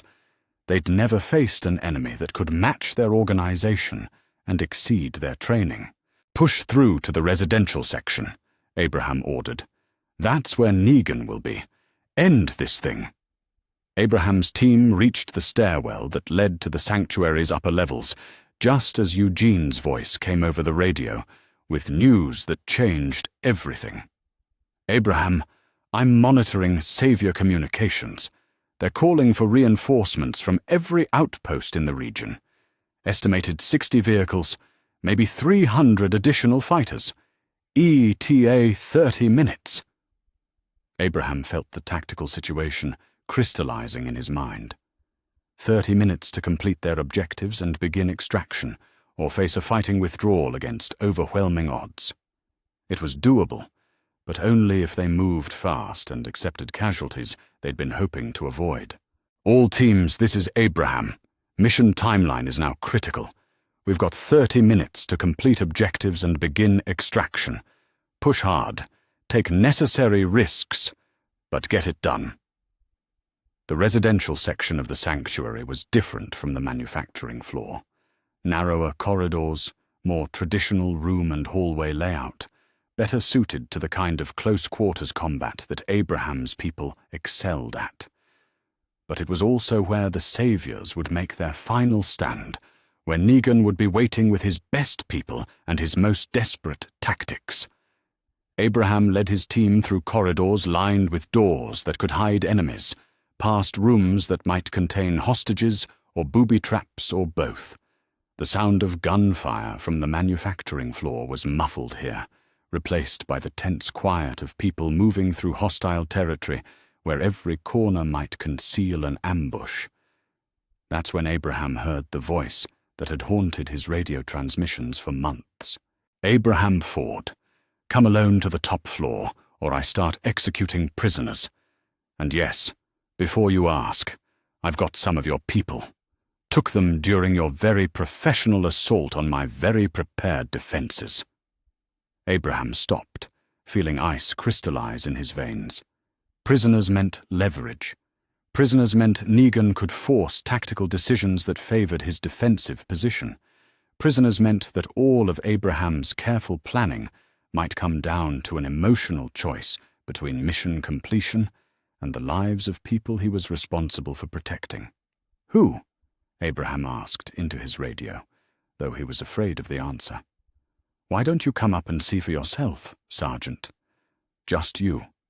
No backup, no tactical teams, no fancy military coordination.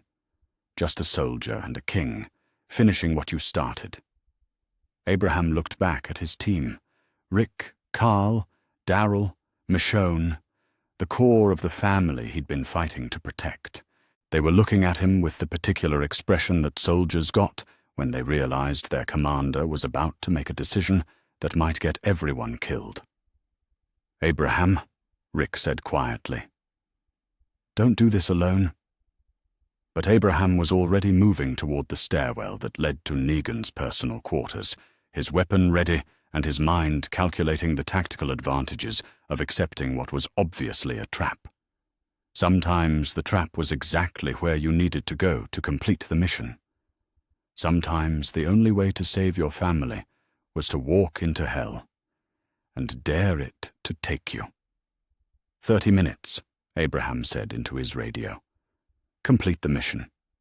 Get everyone out alive. And then Abraham Ford began climbing the stairs toward a confrontation that would either end the war or end him. Chapter 9. The Crucible. There's a moment in every fight when technique stops mattering and the outcome comes down to will. Not skill or training or tactical advantage, but simple determination. Who wants to survive more, who's willing to push further past exhaustion and pain and fear. It's the moment when combat becomes personal, when all the strategic considerations fall away, and what remains is two people trying to kill each other with whatever they have left. Abraham Ford reached that moment as he stepped through the doorway of Negan's personal quarters and saw the man who'd terrorized half the region sitting calmly behind a desk that had probably once belonged to the factory's original management. Negan looked exactly as Abraham remembered from the lineup. Theatrical confidence disguising careful calculation, the demeanor of someone who'd spent years convincing people that his cruelty was actually protection. But there were differences too. Stress lines around his eyes that spoke of sleepless nights, spent wondering when the resistance would come. The subtle tension in his shoulders that suggested a man who'd been living with the knowledge that his empire was built on foundations that could crack. "Sergeant Abraham Ford," Negan said, not rising from his chair. "Right on time, and alone just like I asked. I have to admit, I wasn't sure you'd have the balls to actually show up." Abraham stepped fully into the room, his rifle ready but not yet aimed. The space was larger than he'd expected, with windows that looked out over the sanctuary compound, where explosions and gunfire marked the progress of the battle below. Through the glass, Abraham could see the systematic destruction of everything Negan had built. Supply depots burning, defensive positions overrun, the careful organization of tyranny reduced to chaos. "Where are my people?" Abraham asked.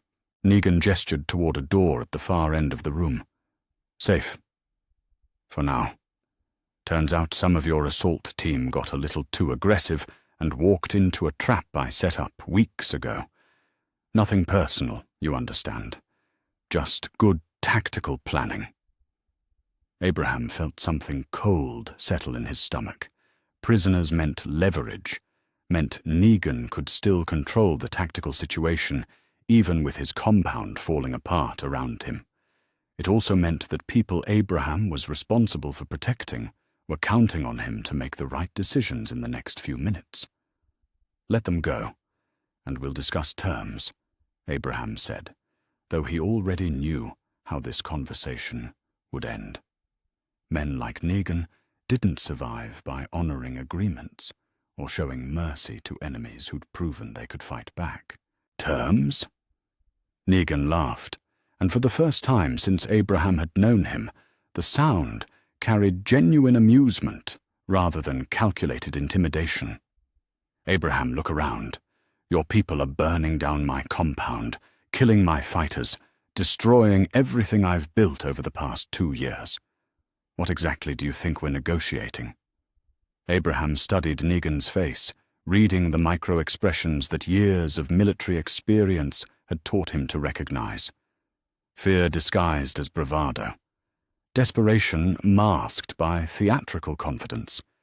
The particular kind of cornered animal unpredictability that made wounded enemies more dangerous than healthy ones. "Surrender," Abraham said simply. "Your organization's finished. Your fighters are surrendering or dead.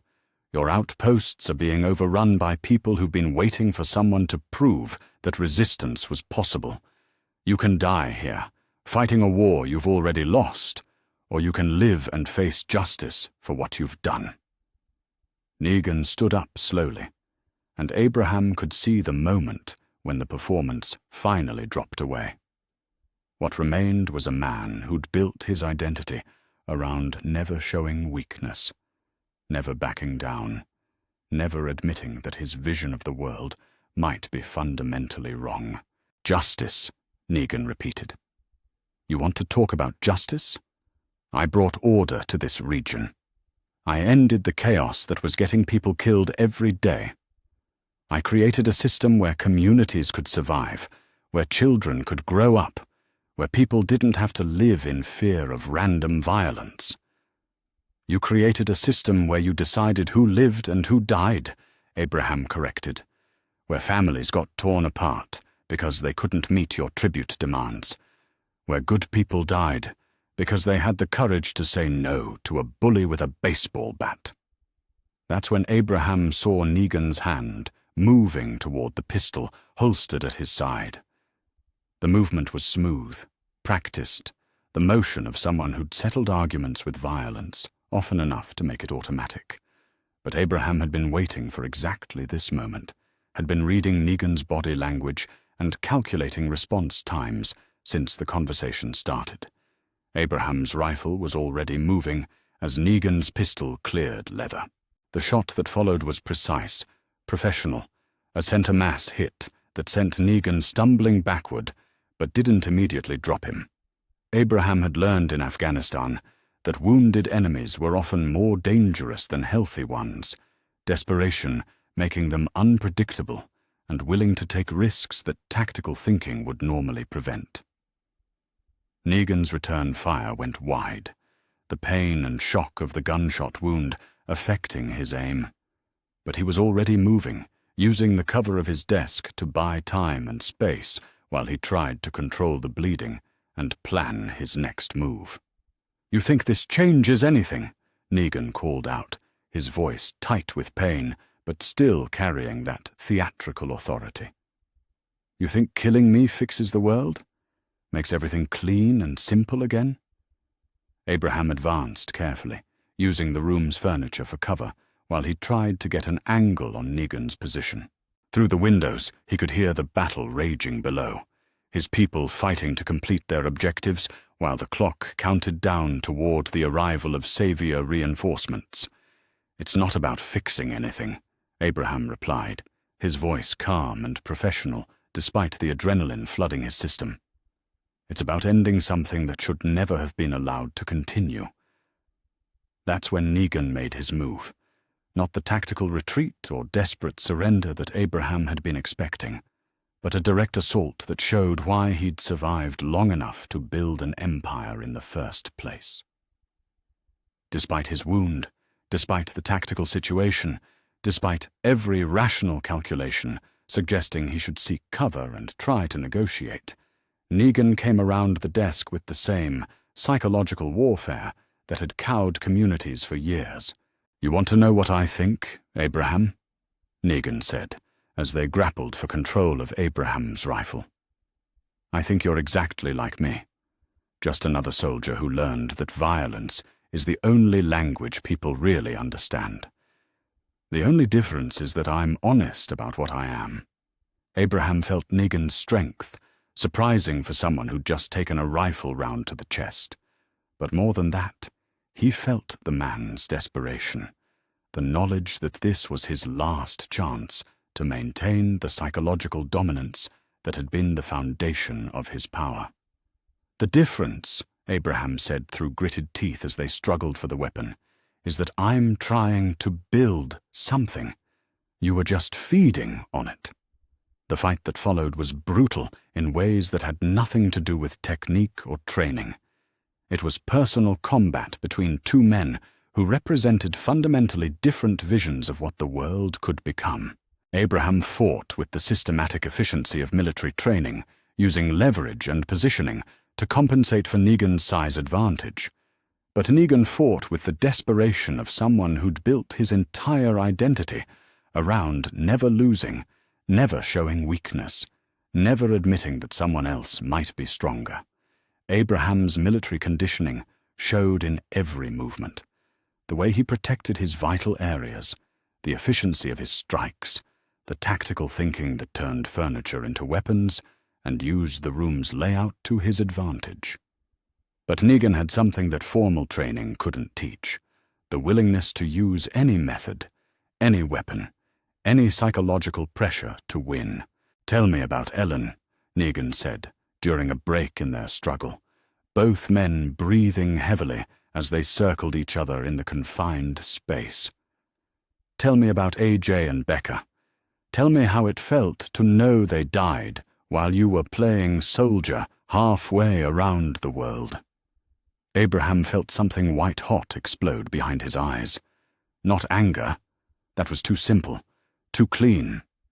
This was rage mixed with grief, mixed with the particular kind of guilt that came from knowing you'd failed to protect the people who counted on you most. But Abraham had learned to use that pain instead of being controlled by it. The memory of his family's death had taught him that survival wasn't enough. You had to be willing to fight for something bigger than yourself, to risk everything you had left for the possibility that other people might not have to lose what you'd lost. Abraham's next attack came with the systematic brutality of someone who'd learned to channel personal trauma into tactical advantage. A knee strike to Negan's wounded side, followed by an elbow to the solar plexus, finished with a chokehold that used Negan's own momentum against him. For a moment that stretched impossibly long, Abraham held Negan's life in his hands. All he had to do was maintain pressure for 30 more seconds, and the man who'd terrorized the region would be dead. The war would be over. The communities would be free. But Abraham hesitated, not from weakness or uncertainty, but from the recognition that this moment would define not just the war's outcome, but what kind of person he became in victory. The group had taught him that survival wasn't just about staying alive. It was about staying human, about maintaining the values that made life worth preserving. That hesitation nearly killed him. Negan's elbow caught Abraham in the ribs with enough force to break his hold and send him staggering backward. The follow-up strike would have caved in his skull if Sasha's sniper round hadn't punched through the window and taken Negan center mass with the precision that came from weeks of training and the determination that came from protecting family. Abraham looked up from the floor where Negan's final attack had dropped him, seeing the man who'd represented tyranny and fear reduced to just another casualty of a war that had consumed too many good people on both sides. Through his radio, Abraham could hear Rick's voice calling for status updates, Eugene reporting that Savior resistance was collapsing throughout the compound, Jesus confirming that the reinforcements had turned back when word spread of Negan's death. But Abraham felt no triumph, no satisfaction at the completion of his mission. Looking at Negan's body, he saw not the defeat of evil, but the end of something that had become necessary only because people had forgotten how to protect each other without destroying their enemies. "Abraham, you copy?" Rick's voice came through his earpiece. "We've secured the compound. Casualties are being treated. What's your status?" Abraham looked around the room where the war had ended, at the broken furniture, the blood on the walls, the windows that framed a view of destruction that would take years to repair. Through the door Negan had indicated, he could hear voices that meant his captured people were alive and waiting for rescue. "Mission complete," Abraham said into his radio. "Negan's dead. The war's over." But even as he said the words, Abraham knew that ending the war was the easy part. The hard part would be figuring out how to live with what they'd had to become to win it. Outside, the sun was rising over the sanctuary compound, lighting up the smoke and ruins of an empire that had been built on fear and maintained through violence. Abraham Ford stood in the wreckage of his enemy's final stronghold and understood that the real work, building something better than what they'd destroyed, was just beginning. Chapter 10. The Aftermath. There's something about the silence after a battle ends that's different from any other kind of quiet. It's not the absence of noise. There's still plenty of that. People calling for medics and organizing prisoners and trying to account for equipment in the chaos of a compound that's been systematically destroyed. It's the absence of purpose that comes when the thing you've been preparing for, planning around, living toward for months, suddenly doesn't exist anymore.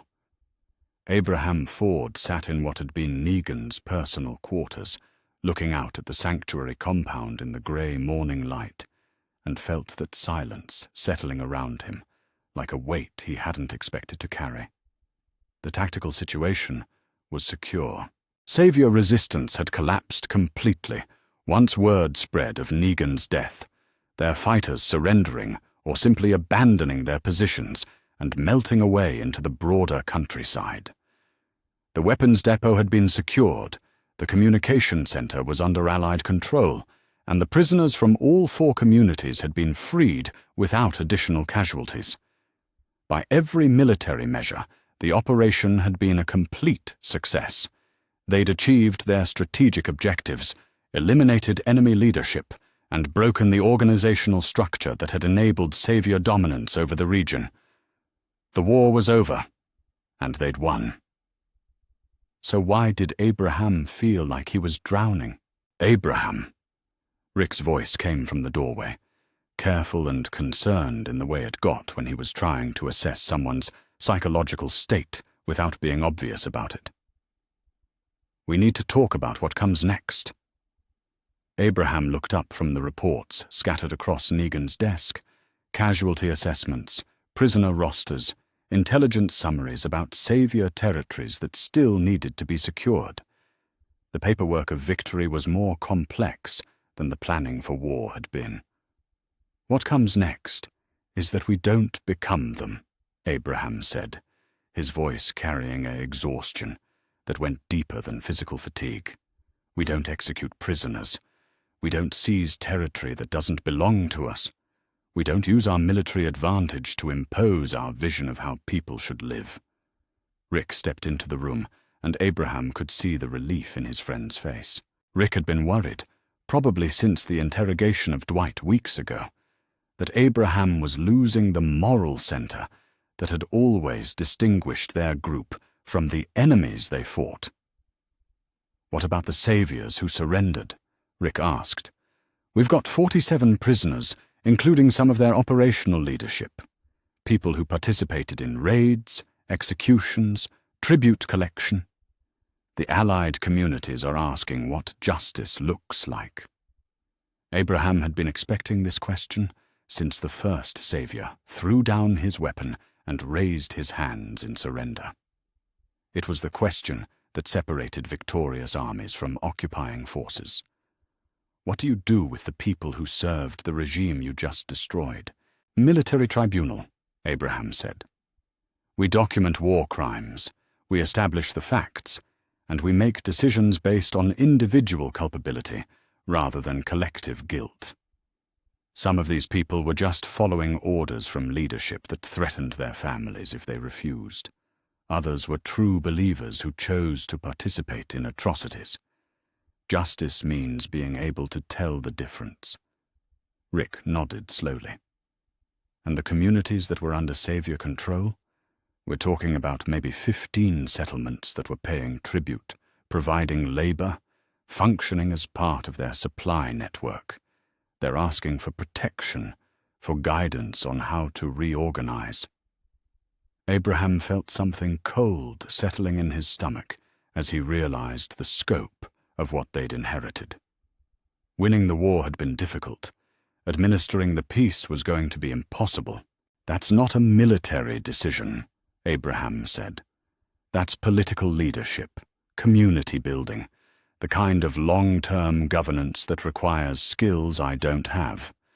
Rick, you need to take point on integration and reconstruction.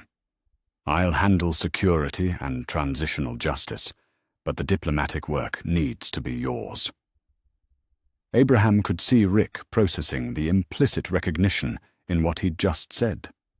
Throughout the war, tactical command had been Abraham's responsibility. But peace required different skills, the ability to build consensus, to negotiate between competing interests, to balance justice with reconciliation in ways that preserved the alliance they'd fought so hard to create. That's when Ezekiel appeared in the doorway, his usually theatrical bearings subdued by the reality of what they'd accomplished and what it had cost them. "Abraham, we have a problem," Ezekiel said, his voice carrying the particular tension that came from dealing with complications nobody had anticipated. The communities that were paying tribute to the saviors, they're not just asking for protection, they're asking to join the alliance, all of them. At once, Abraham felt the weight of unintended consequences settling around him like a familiar burden. They'd planned for military victory, for the destruction of savior leadership, for the liberation of oppressed communities. They hadn't planned for what happened when victory created a power vacuum that drew every vulnerable settlement in the region into their orbit. "How many people are we talking about?" Abraham asked. "Conservative estimate? 3,000. Maybe more. Scattered across settlements that have been functioning as part of the savior economic system for months or years. They don't have independent leadership structures, they don't have defensive capabilities, and they don't have the resources to survive without the tribute system that we just destroyed." Abraham looked out the window at the compound where his people were still processing prisoners and securing equipment. Somewhere out there, Sasha was coordinating medical treatment for the wounded from all 4 communities. Eugene was cataloging weapons and supplies that could be redistributed to allied settlements. Jesus was managing intelligence collection that would help them understand the scope of what they'd inherited. Everyone was doing exactly what their skills and training had prepared them to do. Everyone except Abraham, who'd discovered that the skills that made him an effective wartime leader were poorly suited to the challenges of peace. "We can't absorb 3,000 people into our existing communities," Abraham said, thinking through the logistical impossibilities. "We don't have the housing, the food production, the medical facilities, the basic infrastructure. But we can't abandon them either. They're vulnerable to any group that wants to establish the same kind of exploitative system the saviors used."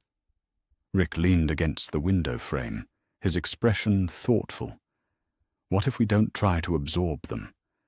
What if we help them build their own sustainable communities, connected to the alliance but maintaining their independence?" Abraham considered the proposal, running it through the tactical analysis that had become automatic for him. It was ambitious, maybe impossibly ambitious, but it was also the kind of approach that distinguished liberation from conquest. "That's going to require resources we don't have," Abraham said. "Technical expertise, medical supplies, security personnel, agricultural support. We'd be committing to a reconstruction effort that could take years." "Then we take years," Ezekiel said simply, "because the alternative is that someone else fills the power vacuum we just created, and maybe the next person who decides to build an empire is smart enough to learn from Negan's mistakes." Abraham felt something like recognition settling in his chest. This was what victory actually looked like. Not the clean resolution of military objectives, but the messy, complicated, years-long work of building something better than what you'd destroyed. It was also when the symptoms started. Abraham had been expecting them, in the abstract way that any soldier who'd been through extended combat knew about the psychological cost of warfare. He'd seen it in Afghanistan, in fellow veterans who came home from deployment only to discover that their minds were still fighting battles that had ended months ago. But expecting something and experiencing it were different kinds of knowledge. The tremor in his hands started during the afternoon briefing with community leaders. Nothing dramatic, just a slight shake that made it difficult to hold papers steady. Then came the hypervigilance, the automatic scanning for threats, the inability to sit with his back to a door, the way his heart rate spiked whenever he heard unexpected footsteps. By evening, when he found himself alone in Negan's quarters reviewing prisoner interrogation reports, Abraham realized that winning the war hadn't ended his participation in it. His mind was still fighting, still processing threats, still operating in the heightened state of alertness that had kept him alive through months of tactical planning and violent confrontation. That's when Sasha found him. "You missed dinner," she said from the doorway, her voice carrying the particular tone she used when she was worried, but trying not to show it. "People were asking about you." Abraham looked up from reports that had become increasingly difficult to focus on as the day wore on. Sasha looked exhausted. They all did. The bone-deep fatigue that came from sustaining high-stress operations over extended periods. But there was something else in her expression, a distance that hadn't been there before the war started. "How are the wounded?" Abraham asked, deflecting from his own condition toward something he could still think about clearly. "Stable. Tara's going to be on crutches for a while, but she'll recover completely. Aaron's shoulder will need surgery that Carson can't do here, but it's not life-threatening." Sasha paused, studying Abraham's face with the clinical assessment skills that had made her such an effective combat medic. "What about you? When's the last time you slept? Ate something? Had a conversation that wasn't about tactical objectives?" Abraham considered the questions and realized he couldn't answer any of them with precision. Time had become elastic during the final weeks of the war, measured not in hours or days, but in mission phases and operational priorities. The basic maintenance of human existence had become secondary to the requirements of command. "Abraham," Sasha said, moving into the room and closing the door behind her. "Talk to me. What's going on in your head?" Abraham looked at this woman who'd somehow found the courage to care about him despite everything he'd become during the war. Sasha had seen him interrogate prisoners, make decisions that got people killed, transform from someone who protected his family into someone who killed for them. She'd supported his choices even when they'd conflicted with her own moral instincts. But Abraham wasn't sure that the person she'd fallen in love with still existed.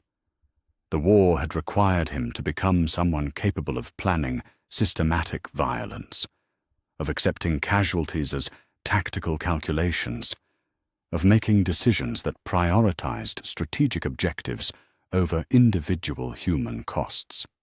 Those changes might have been necessary, but they weren't temporary. "I don't know how to stop being a soldier," Abraham said finally. "I don't know how to turn off the part of my mind that's constantly planning for the next fight, the next threat, the next decision that might get people killed if I make it wrong." Sasha sat down across from him, her expression carrying the kind of understanding that came from watching someone you cared about struggle with burdens they couldn't put down. "Maybe you don't," she said. "Maybe the skills that made you effective at war are the same skills that will make you effective at peace, just applied differently." Abraham considered her words, thinking about the reports scattered across his desk. Prisoner assessments, community integration plans, security arrangements for the transitional period. The same attention to detail, the same systematic thinking, the same willingness to accept responsibility for other people's safety. Maybe Sasha was right.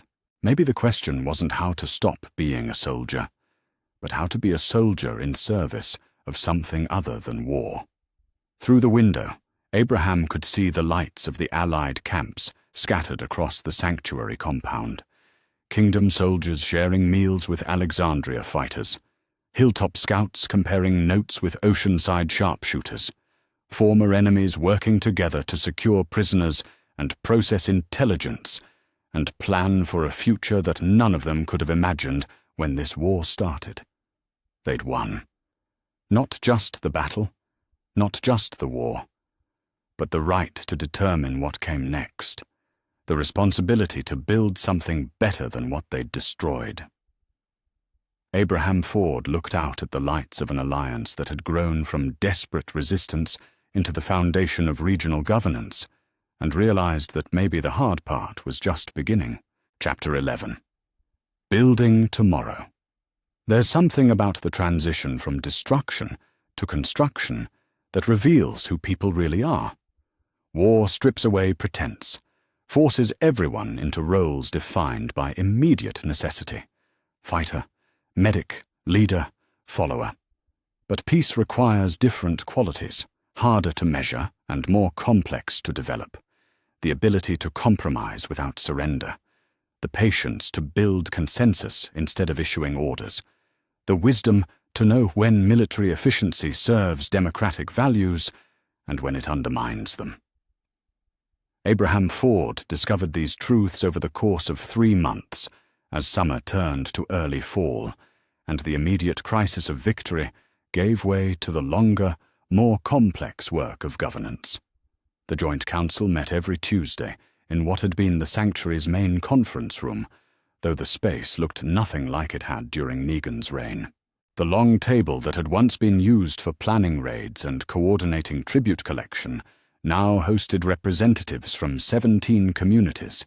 Their conversations focused on agricultural cooperation, medical resource sharing, and the 1,000 practical details that separated sustainable alliance from temporary convenience. Abraham sat at one end of the table, not because of any formal hierarchy, but because people naturally looked to him when discussions turned to security or logistics.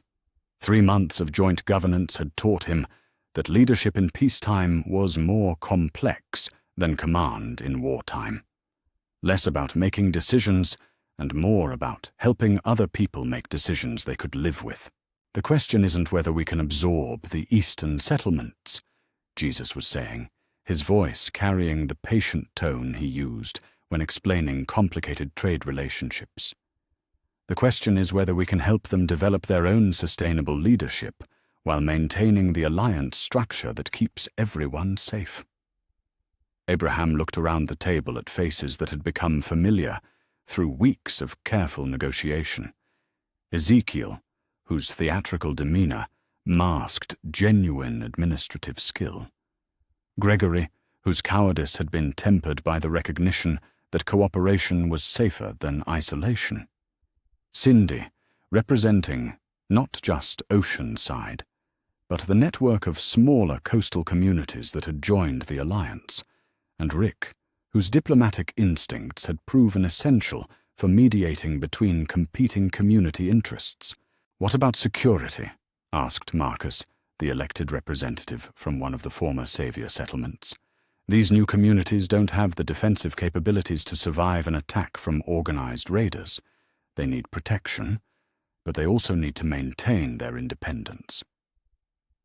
It was the question that came up at every council meeting, the fundamental tension between security and autonomy that defined post-war governance. Abraham had been thinking about it for months, trying to find a solution that balanced military necessity with democratic values. "Regional Security Force," Abraham said, looking up from the notes he'd been taking. "Volunteers from all alliance communities, trained to common standards, but stationed in their home territories, except during joint operations. Each settlement maintains local control, but we've got the capability to respond to threats that exceed individual community resources. Ezekiel nodded thoughtfully. Essentially a volunteer militia with professional standards and coordinated command structure. It addresses the security needs without creating a permanent military hierarchy that could challenge civilian leadership. Abraham felt something like relief at hearing his proposal articulated in terms that emphasized democratic governance rather than military efficiency. The past months had taught him that the same tactical thinkings that won wars could be applied to building peace, but only if it was subordinated to values that prioritized human dignity over operational effectiveness. "Who provides the training?" Gregory asked, his voice carrying the particular skepticism he brought to any proposal that might require resource commitment from Hilltop. "I do," Abraham said simply. "Along with Kingdom officers, Alexandria trainers, anyone with relevant military or law enforcement experience. We standardize basic procedures, weapons handling, communication protocols. But the training happens in each community, with their people, under their authority." Rick leaned forward, his expression thoughtful. "What about command structure during joint operations? If there's a regional threat that requires coordinated response from multiple communities?" Abraham had been expecting this question, had been thinking about it since the first council meeting, when they'd realized that winning the war had made them responsible for maintaining the peace. "Operational command goes to whoever's best qualified for the specific mission," Abraham said. "Could be me, could be Ezekiel, could be someone from a community we haven't even met yet. The key is that command authority is temporary, mission-specific, and always subordinated to the civilian leadership of the participating communities." Abraham could see the approval in several faces around the table. It was the kind of solution that addressed practical military needs while preserving the democratic principles that distinguished their alliance from the authoritarian system they'd replaced. After the meeting, Abraham found himself walking through the sanctuary compound with Eugene, discussing the infrastructure projects that had become essential for long-term alliance sustainability.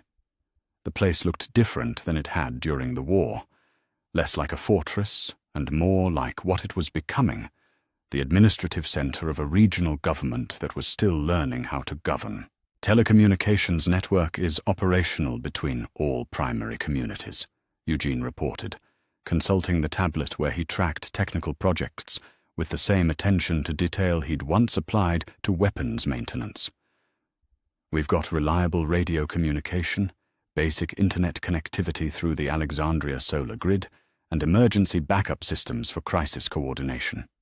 Abraham nodded, looking out over the construction sites where former Savior buildings were being converted into schools, medical facilities, and workshops. The transformation wasn't just physical, it was psychological, turning a symbol of oppression into a center for cooperation. "What about transportation?" Abraham asked. "Road maintenance, vehicle sharing, fuel distribution?" "Progressing, but complex," Eugene admitted. "We've got 17 communities scattered across maybe 200 square miles, connected by roads that weren't maintained during the Savior period. It's going to take months to establish reliable transportation networks, and that's assuming we can coordinate labor and resources from communities that are still learning to trust each other." Abraham understood the challenge. Building an alliance was more than just signing agreements or establishing communication networks. It required the kind of daily cooperation that only developed through shared experience and mutual benefit. The infrastructure projects weren't just about practical necessity. They were about creating the relationships that made long-term cooperation possible. That afternoon, Abraham found himself in a conversation he'd been avoiding for weeks. Dwight sat across from him in what had become Abraham's office, The same room where months ago they'd conducted the interrogation that had provided crucial intelligence about Savior operations. But now they were talking about something more complex. How to integrate former enemies into the community structure they'd fought to create. The people who worked for Negan, Dwight said, his scarred face serious. They're not all monsters. Most of them were just trying to survive, trying to protect their families. But they're also not innocent. They participated in raids, tribute collection, intimidation. The communities they harmed want justice, but they also need those people's skills and knowledge to rebuild. Abraham had been wrestling with this question since the first former Savior settlements had asked to join the Alliance. How do you balance justice with reconciliation?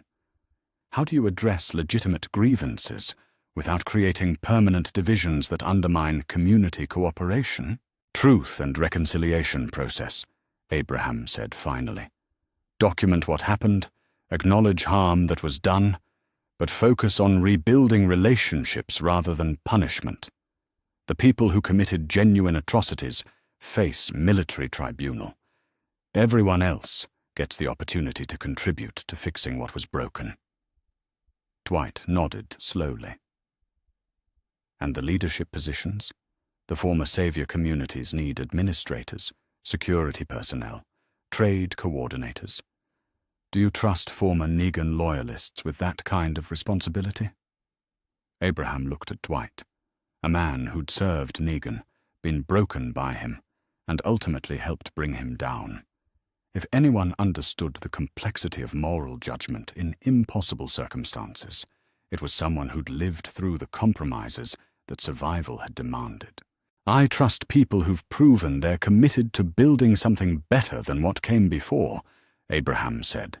That includes former saviors who can demonstrate they understand why the old system was wrong and are willing to work towards something different. That evening, Abraham found Sasha waiting for him in their quarters. Not the military housing they'd used during the war, but a small apartment in what had been converted from savior officer housing into civilian accommodations. The space was simple, functional, but it felt like home in a way that military barracks never could. How did the council meeting go? Sasha asked, looking up from the medical supply inventory she'd been reviewing. Her role had evolved too, from combat medic to regional health coordinator, responsible for medical resource sharing between communities and training programs for local healthcare providers. Progress, Abraham said, settling into the chair across from her. Slow, complicated, but real. We've got a framework for regional security, infrastructure projects that are actually making a difference, and a governance structure that seems to be working. Sasha studied his face with the clinical assessment skills that had made her such an effective medic. And how are you? Not the general, not the administrator. You. Abraham considered the question, thinking about the person he'd been before the war, and the person he'd become during it, and the person he was still learning to be, now that the fighting was over. Different, he said finally. I'm still the guy who knows how to plan operations and make tactical decisions under pressure, but I'm also learning to be the guy who can sit through 3-hour council meetings and build consensus instead of just issuing orders. Do you miss it? Sasha asked. The military command? The clarity of wartime decision-making? Abraham thought about her question, remembering the weight of tactical command during the assault on the sanctuary. There had been a kind of terrible simplicity to warfare.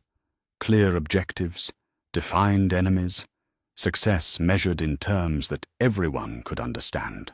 Sometimes, Abraham admitted, war was brutal, but it was also simple. You identified threats, you eliminated them, you protected your people. Peace is messier, more complicated. Success is harder to measure. Sasha reached across the table and took his hand, her touch grounding him in the present moment. But it's also more human, more sustainable. The things you're building now, the council system, the security cooperation, the infrastructure projects, they're going to outlast any military victory. Abraham looked out the window at the lights of the settlement that had grown around the former sanctuary. Families from multiple communities, former enemies working together, children who would grow up in a world where cooperation was normal rather than the exception. Maybe Sasha was right. Maybe the hard work of building peace was more important than the dramatic satisfaction of winning wars. 3 weeks later, Abraham stood in the main meeting hall as representatives from all 17 alliance communities gathered for the signing of what they were calling the Regional Cooperation Charter. It wasn't a constitution in any formal sense. None of them had the legal expertise or governmental authority to create binding law. But it was a written agreement that codified the principles they'd been developing through months of practical cooperation. "We, the communities of the Regional Alliance," Rick read from the document they'd spent weeks drafting, "commit ourselves to the principles of mutual aid, democratic governance, and peaceful resolution of disputes. We recognize the right of each community to local self-determination, while acknowledging our shared responsibility for regional security and cooperative development." Abraham listened to the words and felt something like pride. Not the sharp satisfaction of military victory, but the deeper satisfaction that came from building something that might actually last. They'd taken the alliance that had been forged in war and transformed it into something that could survive peace. As the ceremony concluded and representatives began the process of signing and witness that would make their cooperation official, Abraham found himself thinking about the future in ways that hadn't been possible during the war. Not just immediate objectives or tactical problems, but the long-term possibility of creating a society that was actually better than what had existed before the apocalypse.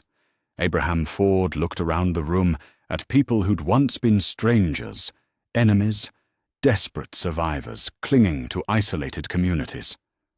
Now they were something else, citizens of a regional government that was still learning how to govern itself, but was committed to doing so with justice, cooperation, and respect for human dignity. The war was over.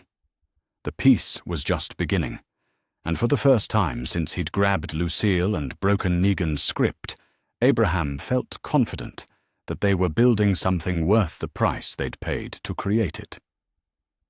Chapter 12. The World That Abraham Built. There's something about watching young people learn skills you hope they'll never need that puts the whole arc of survival into perspective, not just personal survival, though that's part of it, but the longer question of what kind of world you're building for the people who come after, whether the choices you made in crisis will serve the next generation, or whether they'll spend their lives cleaning up the messes you left behind. Abraham Ford thought about this as he watched Carl Grimes demonstrate small unit tactics to a group of teenagers from across the Alliance, 6 months after the war that had reshaped the region's future. The training ground had been built on what was once the sanctuary's motor pool, but it looked nothing like the militarized compound Negan had maintained. Obstacle courses designed for education rather than intimidation. Shooting ranges focused on precision rather than volume of fire. Classroom spaces where young people learned not just combat techniques, but the history and principles that made the Alliance worth defending. Carl moved through the demonstration with the confidence of someone who'd earned his knowledge through experience rather than just training. At 19, he was already being recognized as a natural leader, someone who could bridge the gap between the generation that had fought the war and the generation that would inherit the peace. The key to effective teamwork, Carl was saying, his voice carrying the patient authority that Abraham remembered from Rick's early leadership style, is understanding that everyone has different strengths. You don't need everyone to be the same kind of fighter. You need everyone to contribute what they do best to the team's objectives. Abraham felt something like pride watching the kid work. Carl had been 14 when Abraham first broke Lucille, a child trying to grow up too fast in a world that demanded adult decisions from anyone old enough to hold a weapon. Now he was becoming the kind of leader the Alliance would need as it faced the challenges that came after military victory. The slower, more complex work of maintaining a society worth living in. Abraham. Rick's voice came from behind him, warm with the friendship that had deepened through months of shared governance. Council's ready for your briefing. Abraham looked back at the man who'd somehow managed to balance moral leadership with tactical necessity throughout the most difficult period of their lives. Rick had evolved, too, his natural diplomacy serving the Alliance well as it expanded from military cooperation to civilian administration. They walked together toward the council chambers, passing through a compound that had become unrecognizable from its origins as a symbol of oppression. Gardens where children from multiple communities played together. Workshops where former enemies collaborated on infrastructure projects. Medical facilities where Alexandria's doctors worked alongside Kingdom herbalists and Oceanside medics to develop treatment protocols that drew from all their traditions. "Any word from the Eastern Reconnaissance?" Rick asked, as they navigated the corridors that had once been designed to intimidate visitors, but now felt more like the administrative center of a regional government. "Contact with 3 new communities in the past month," Abraham reported. 2 are interested in trade relationships. 1 is asking for protection from a raider group that's been operating out of Baltimore. Nothing we can't handle, but it shows the Alliance reputation is spreading. Rick nodded thoughtfully. It was the kind of problem they'd learned to expect. Success that created new responsibilities, stability that attracted both legitimate communities seeking cooperation and predatory groups looking for targets. The Alliance had become strong enough to handle these challenges, but they required the same careful balance of diplomacy and deterrence that had characterized their approach since the war's end. The council chamber was full when they arrived, representatives from 23 communities now, including 4 former savior territories that had completed the integration process and been granted full membership. Abraham took his customary seat, not at the head of the table, but positioned where he could provide military advice without dominating civilian discussions. Ezekiel called the meeting to order with the theatrical flair that had made him such an effective leader, but his words carried the weight of real authority, earned through months of competent administration.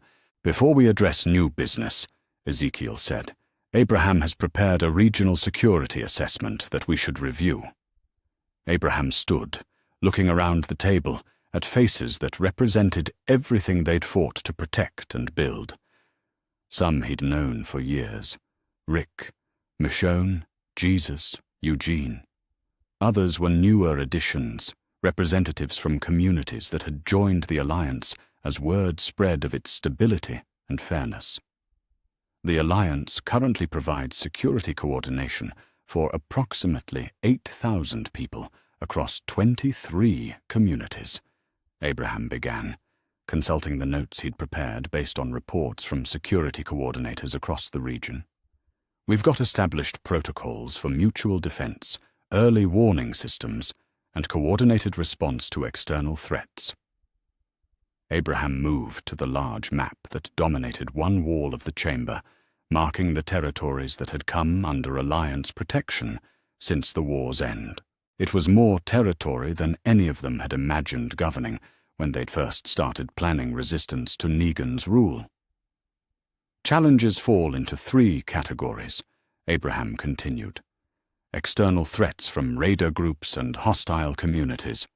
Internal security issues as new settlements integrate into Alliance structures.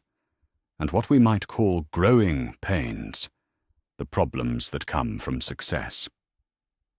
"Define growing pains," asked Maria Santos, the representative from one of the newest member communities, a settlement that had approached the Alliance after their previous leadership had been killed by raiders. Abraham considered how to explain the paradox they'd discovered about building successful societies in a dangerous world. Every community that joins us makes us stronger, but also creates new vulnerabilities. More territory to defend, more people to protect, more complex logistics and communication requirements. We're reaching the point where we need to think strategically about expansion rather than just responding to requests for help. It was the question they'd been avoiding for months. How big could the Alliance grow before it became the kind of unwieldy empire that had characterized Negan's failed system? How do you maintain the democratic principles and local autonomy that made the Alliance worth defending as you scale up to regional governance? "What are you recommending?"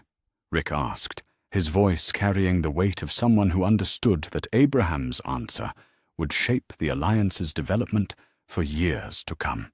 Abraham looked around the table one more time, seeing the faces of people who'd trusted him enough to follow his military strategy, and were now trusting him to help guide their peaceful development. "Sustainable growth based on clear principles," Abraham said. "We help communities that share our values and can contribute to mutual security. We provide protection and support for integration, but we don't impose our system on people who prefer independence. And we maintain the structures that keep civilian leadership in control of military resources." Cindy leaned forward from her position, representing the coastal communities. "What about the long-term threat assessment?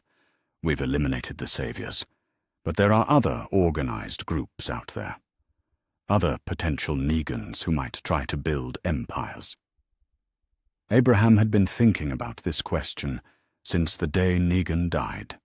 The Alliance had proven that organized resistance could defeat organized oppression. But that knowledge worked both ways. Potential tyrants now understood that they needed to be more sophisticated, more prepared for coordinated opposition. "The best defense against future tyrants," Abraham said, "is a population that knows how to resist them. That's why programs like Carl's leadership training are as important as maintaining our weapons stockpiles. We're not just building military capability, we're building civic capability. People who understand their rights, know how to organize, and have the skills to defend what they've built." The discussion that followed lasted 2 hours, covering everything from resource allocation to communication protocols to the philosophical questions of governance that had no easy answers. Abraham contributed when his experience was relevant, but mostly he listened, watching civilian leaders work through the complex problems of democratic administration. This was what victory actually looked like, he realized. Not the dramatic moment when Negan fell, but the thousands of smaller decisions that followed. The patient work of building institutions that could survive their founders, the careful balance between security and freedom that every democratic society had to negotiate. As the meeting concluded and representatives began to disperse, Abraham found himself walking through the compound with Sasha, heading toward the quarters they now shared in what had become a small residential community for Alliance personnel who worked at the administrative center. "Good meeting?" Sasha asked, taking his hand as they walked past gardens where vegetables from multiple communities grew in experimental combinations designed to improve regional food security. "Productive meeting," Abraham corrected. "The kind where everyone argues about details but agrees on principles. Shows the Alliance is working the way it's supposed to." They paused at the memorial they'd built for people lost during the war. Not just their own casualties, but savior fighters who died defending a system they'd been taught to believe in.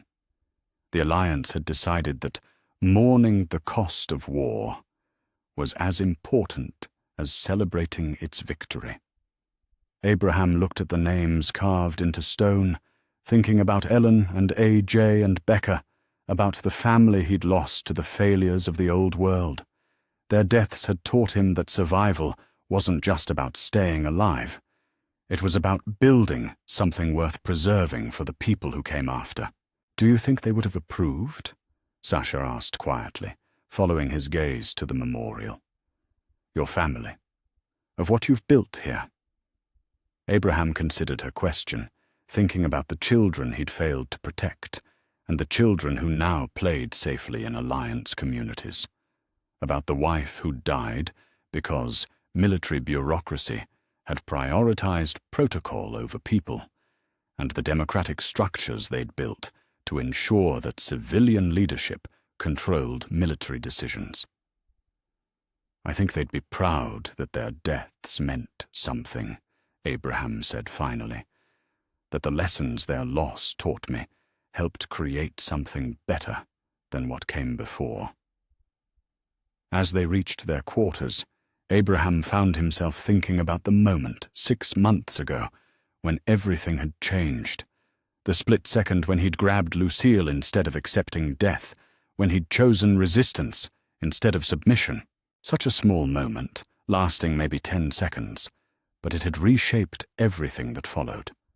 That single act of defiance had prevented Rick's group from being broken by Negan's psychological warfare. It had preserved the leadership that built the Alliance. It had demonstrated that resistance was possible, inspiring other communities to believe they could fight back. Most importantly, it had kept alive the people who'd proven capable of building something better than what they'd destroyed. Abraham stood at his window, looking out at the lights of communities that stretched to the horizon. Not the isolated settlements that had characterized the region under Savior rule, but interconnected, cooperative neighbors working together for mutual benefit. Children who would grow up learning democratic values alongside survival skills. Former enemies who'd become productive community members through justice tempered with mercy. Somewhere out there, in communities they hadn't even discovered yet, other potential tyrants might be building other empires. Other Negans who thought that fear was the foundation of leadership, that violence was the only language people understood. But Abraham Ford had helped create something they wouldn't expect. Not just military resistance, but democratic resistance. Not just people willing to fight, but people who understood what they were fighting for. Communities that had learned to cooperate, institutions designed to serve rather than exploit, and leadership structures that prioritized human dignity over operational efficiency. The Alliance had grown beyond anything they'd imagined when Abraham first broke Lucille and refused to die when he was supposed to. It had become a model of what was possible when people chose cooperation over submission, when they decided that building was more important than surviving, when they committed to creating something worthy of the sacrifices that had made it possible. Abraham Ford looked out at the world he'd helped build and felt something he'd never expected to experience again. Hope. Not the desperate hope of people clinging to survival, but the confident hope of people who'd proven they could create something better than what they'd inherited. The war was over. The Alliance was thriving. And somewhere in the distance, dawn was breaking over communities where children would grow up free because one soldier had refused to kneel, had grabbed a tyrant's weapon and broken it in his hands, and had chosen to build rather than simply survive. Everything had changed in that moment, and everything that followed had proven that sometimes, when good people refuse to accept the world as it is, they can reshape it into what it should be.